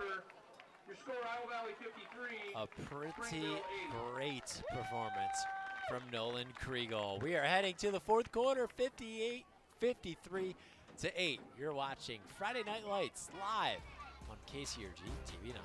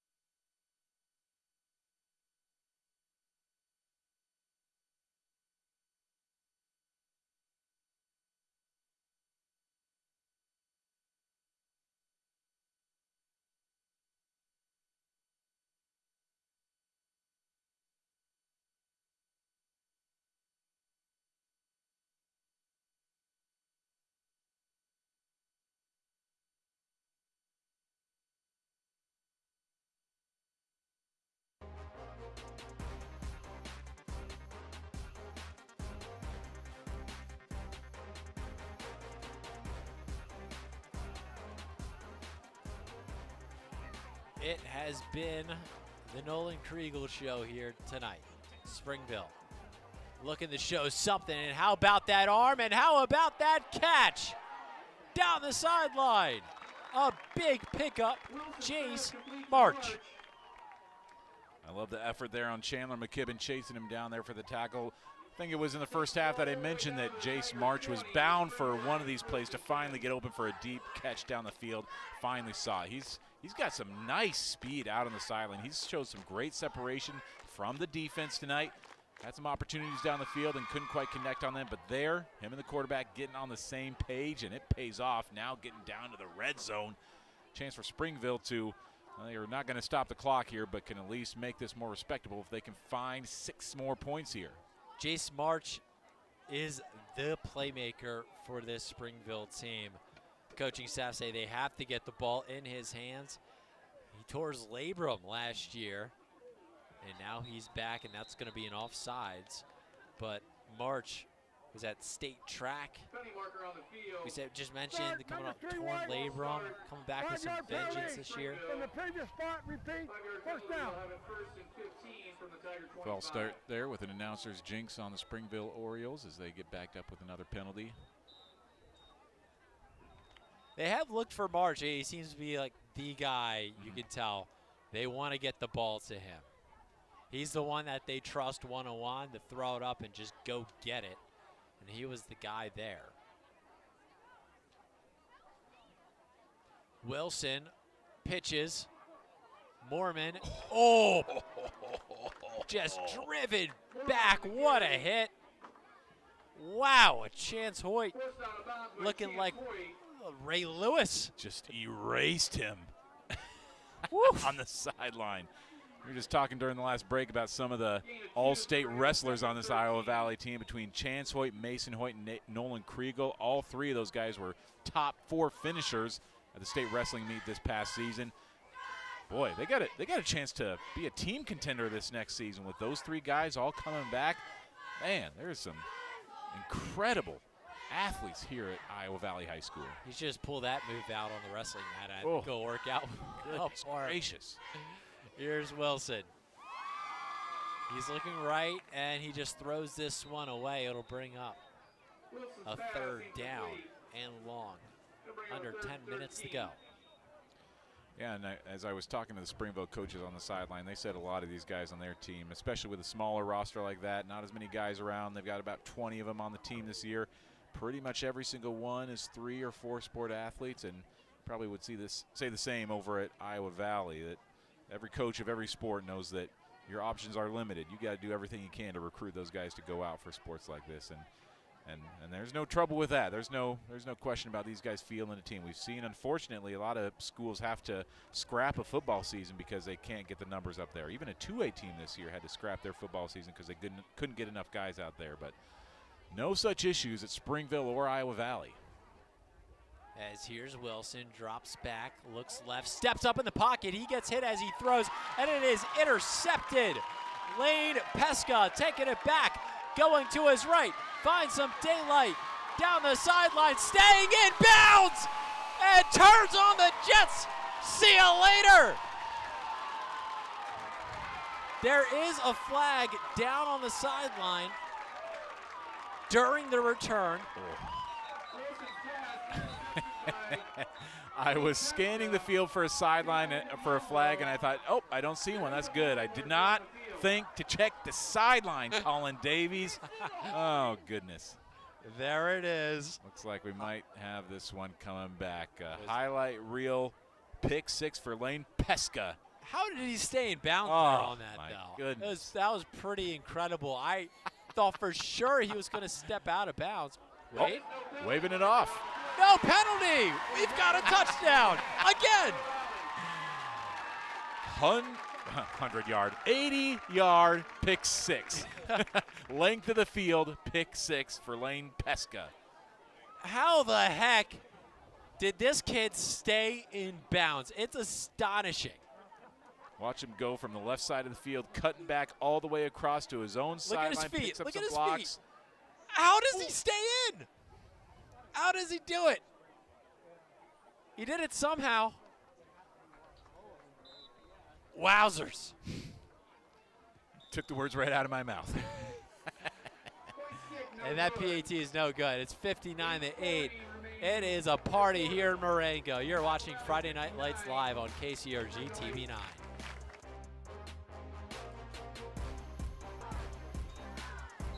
We are kicked right back off. And it is a touchback.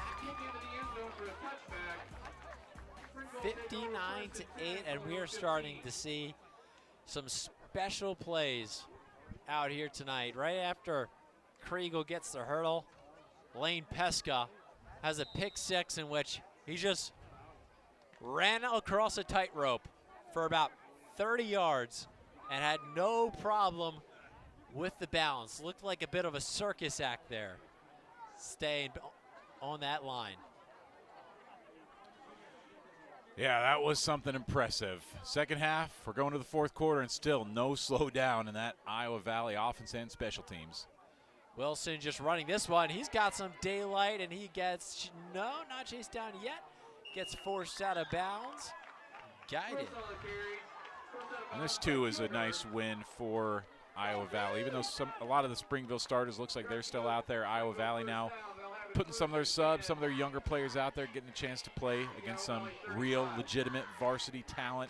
This is nothing but good news for a team like Iowa Valley that has a team loaded with tons of senior talent, but they know next year's going to come. They know they're graduating almost every single starter on this team, and so they're going to have to start building somewhere for what happens in 2027.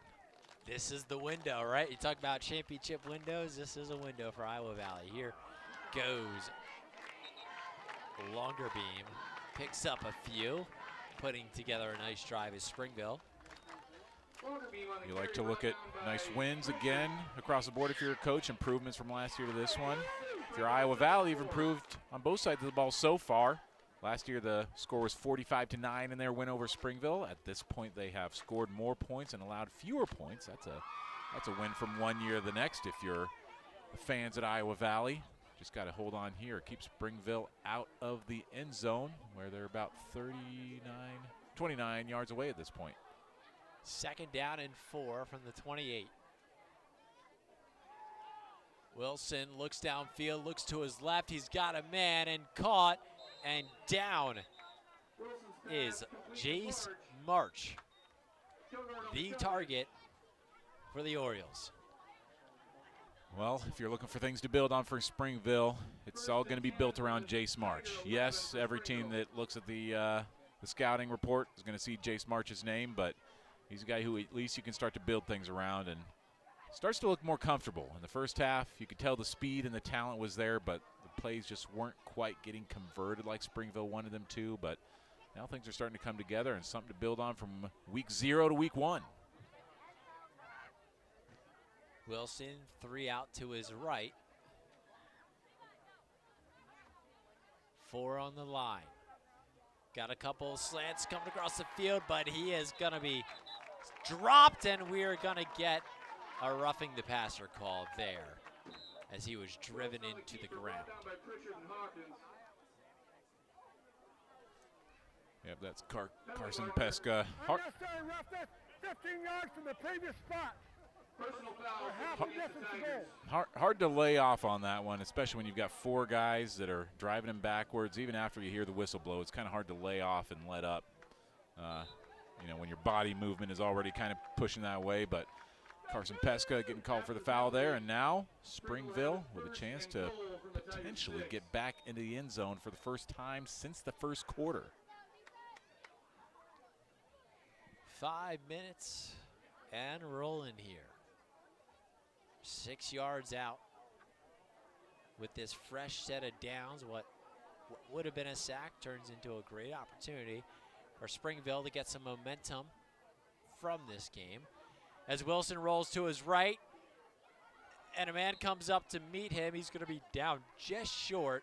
Was reaching for that pylon, but the knee came down first. Look like Garrett Penning coming in with a stop there in the open field. Nice stop to keep him out of the end zone for at least one more play. Springville knocking on the door right now. Would love to at least end the night with 6 more points to hang their hat on, because it's been all Iowa Valley in the second and third quarters. 6 points would be a lot for the morale boost as they head back home to Springville as this night gets wrapped up. At the 1, some goal line packages coming in for the first time this game for Springville. It's Wilson in the shotgun. 3 out, 4 on the line. Takes it right up the middle, and he is across for a touchdown. Springville, for the first time since the first quarter, they put points on the board. Cade Wilson. Yep, there's the other half of the tandem that's going to be what you want to build your offense around this year. Cade Wilson, good to see him get 6 points.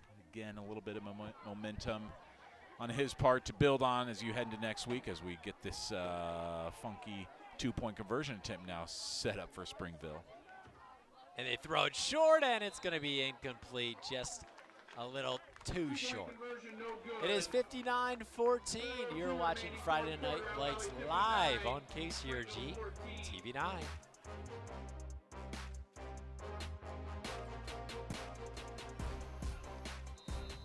(59-14), 4:02 left in this one. Iowa Valley looking as dangerous as most thought coming into this game as they take the kickoff, and they are down at their own 30-yard line.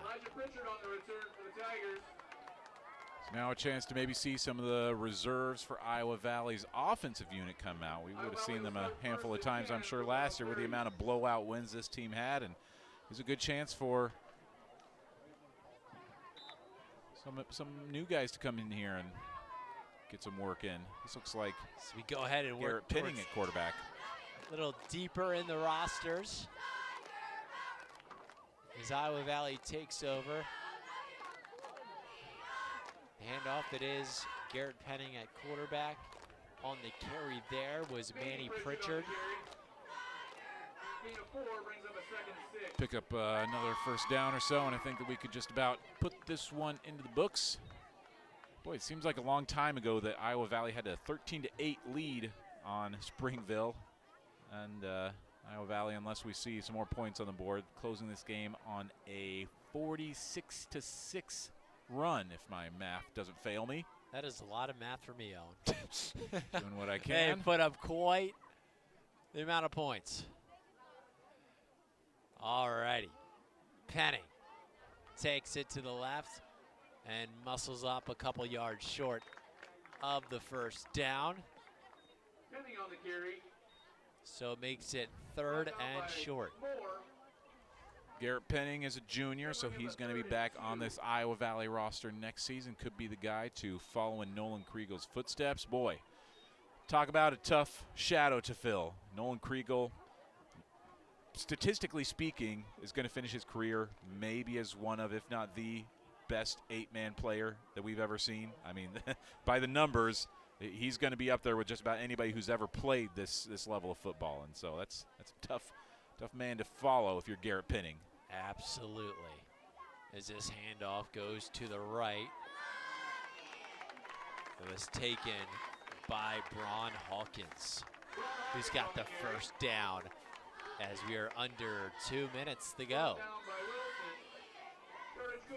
Iowa Valley, as I've mentioned a few times tonight, a deep roster, deep well of talent, deep numbers overall, just involved in athletics across the board. We've got 39 guys on the roster for football. I think I've counted up 13 cheerleaders out there. Love to see that involvement as well, boys and girls. Of course, they've got a volleyball team around here too. Just everybody getting involved. Too, yeah, exactly. I mean, as you go here on Friday nights at a school like this that, you know, again, the numbers aren't there like you have at some bigger schools. Just love to see everybody getting involved out there. As we are down under 1:10 to go. A handoff here, and taken down is Manny Pritchard. Brings up 2nd down as they continue the wind this clock down on a beautiful night in Marengo, and we have seen a fantastic performance by this Iowa Valley team. We will be looking out for them. You just get the feeling everything goes well, they'll be in the Unidome for sure. They were 1 game short last season when it ended here on home turf. They came out with a vengeance. They take what is likely the last snap of this game.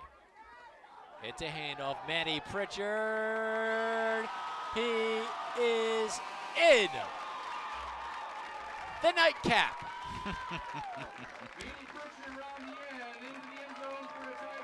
Manny Pritchard getting your first snaps at running back tonight.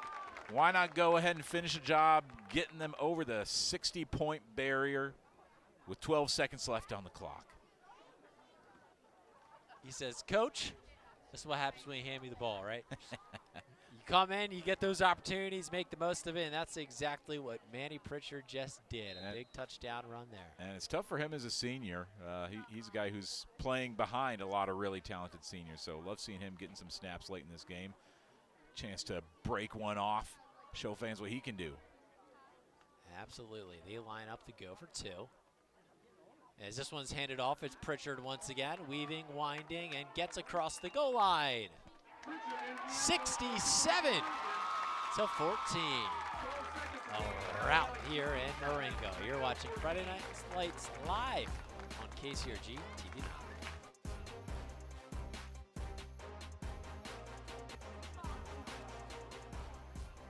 12 seconds to go here in Marengo as the Orioles take the kickoff and take this one out, and the clock will continue to wind, and that'll about do it.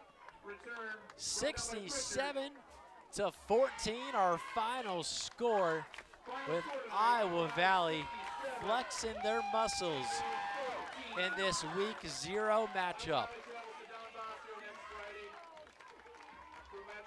They will go ahead and shake the hands of their opponents. Springville showed some fight in this one, but Iowa Valley, boy, this team has a lot of talent, and there was nothing left to be desired by their performance here tonight. Yeah, about as good as it gets if you're Iowa Valley. Starting the season, yes, there are a few things that you want to clean up. A few turnovers there that you didn't want to see. Maybe a few more penalties than you like to see if you're the head coach, but overall, I don't know how much more you could ask for than a 67 to 14 win to open your season. Well, it's 8-man football, and we just about promised our audience points. Oh, we got plenty of that. We got plenty of long touchdowns. Not many, I think only a couple of them were really punched in. The other ones, a whole lot of home runs. This was a baseball game. They say the ball was juiced with the amount of distance that these players took the ball. And we will come back with our post-game wrap, some highlights after this. You're watching Friday Night Lights live on KCRG TV9.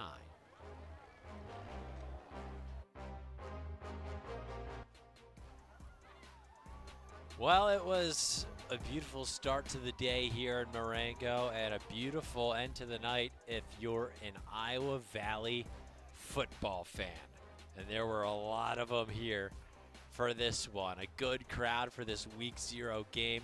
They get a monstrous win with a monstrous performance from Nolan Kriegel.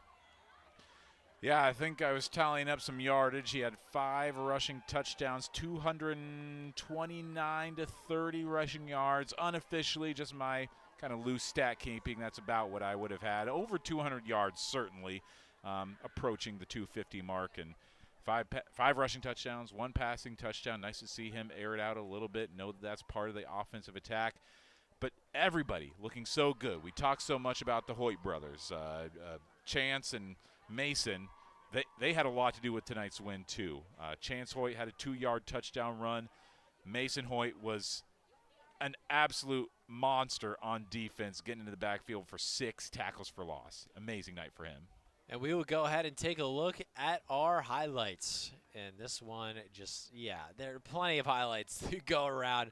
Nolan Kriegel doing it with his arm a little bit in the second half. He found Lane Pesca, and then how about this whoop as we go with the boomer there. Goes down the sideline and scores the touchdown, tight rope, and then Springville answered back a little bit. Yeah, certainly. We had Pritchard on 38-yard touchdown catch. We had Pesca 80-yard pick 6. One of the best plays we saw here, the tight rope down the sideline. I mean, how the heck does this kid stay in? That's a long time to stay on the sideline for number 1, the senior Lane Pesca, with another incredible highlight to add to the resume tonight for Iowa Valley. Full speed, no issue keeping his balance. That is some balance that only people like Simone Biles have, And then how about this? When the other players were getting in and getting reps, Manny Pritchard, with about 12 seconds left, he puts an exclamation point on this win for Iowa Valley, and they look dangerous. there wasn't many flaw. Like if you were the nitpick, one thing, what would it be? Because there is probably only one thing. Sure. Yeah, for Iowa Valley, the one thing would be the penalties, because you had 2 touchdowns called back on penalties. Both of them you made up for with a touchdown right the very after. next play. and we thought we might see a third one called back because of that 80-yard pick 6 from Pesca.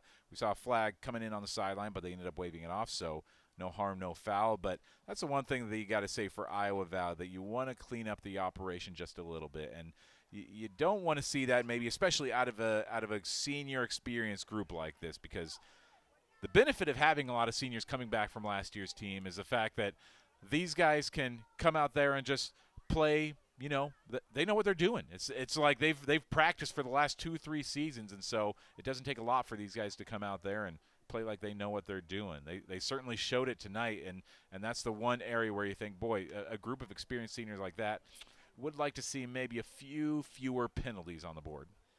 But either way, I mean, we talk about those penalties. They scored again right after them. Yeah, this is a team, they just imposed their will, and they were fantastic. Springville, you see rebuilding a little bit, but they were able to have, they were able to compete, and that's what you want to see with a lot of young guys coming in. And they were able to compete a little bit there, put a couple of touchdowns on the board, getting a safety. And we'll go ahead and take a look at, our player of the game. Who do you think our player of the game is? Boy, I mean, there were certainly a few guys who could have been on that list. Mason Hoyt was one that I really liked for tonight, but how could you possibly go against somebody like Nolan Kriegel, who every time he touched the ball seems like magic was going to happen. Here was the first of many untouched touchdowns for Nolan Kriegel, taking that one 64 yards after he had a 59-yarder called back, the first of what would be 5 rushing touchdowns for him tonight. And, yeah, he looked like, we look at these, and it's like his offensive line was incredible, too. This Untouched is just there. Parting the Red Sea. And he's just going right down the middle, finding the touchdowns wherever. I mean, he didn't have to look for the holes. The holes were just there. 5 rushing touchdowns. As we look at all of these, there was green grass, acres of space. That's enough acreage to go ahead and build a farm on. These first 4 touchdowns that we've seen, from 64, 25, 24 yards, 43 yards on that one, not a hand laid on him. He did get tackled a couple times tonight. I promise there were a few tackles against him. Here he uncorks his only passing touchdown of the night. I've got to note his stat line from last year when he had, I think, 13 pass touchdowns, 1 interception. No picks tonight. Clean sheet. Here's another one, untouched again. His foot clipped the helmet of his own teammate again, but not a hand laid on him on any of his 5 touchdowns that he scored tonight. Nolan Kriegel is 1 of 1 in Marengo. And he found those pylons a lot tonight, as Iowa Valley definitely one of those teams. We had it confirmed tonight. Week 0, you would think maybe a team would be rusty coming out. Both these teams seemed kind of ready to go. It wasn't – the first quarter had a ton of points and a ton of good football for both of these teams, and it looked like they were both ready to go, even though week 0 you get the shortened preseason, but not a problem for them. Yeah, and Springville, again, as a coach, you got to go back and hang your hat on what happened when you were in this game for the first portion of that first quarter. It was 13-8 at one point, remember, and so – I think if you're Springville, you take that tape, go back and look, okay, at that point when we had it within 5 points, what could we have done differently? How could we have stayed in a little bit longer? How could we have extended a few more possessions, not turn the ball over, maybe defense play a little bit better? There's a few things that you can go back and look at and, just start to build, start to improve. A lot of young guys on that Springville roster that are playing their first varsity football this season. So you just got to find your way into, all right, how can we improve? How can we start stacking a few wins this season? And this is a team that we said their names a ton tonight. Kriegel, the Hoyt brothers. And for Springville, they wanted to stay competitive in this game as possible. They were saying, their coaching staff saying, got to stay grounded in a game like this. I think they did. They never lost the compete level in this one. And what a fantastic night for football. Owen, quickly, scale 1 to 10. How excited are you for the rest of this football season? 96. There we go. As much as possible. We are juiced for it, and We will have more football coming down the line on KCRG 9.2. This is just the start of what's going to be another special season. Thank you for joining us, and good night from Marengo.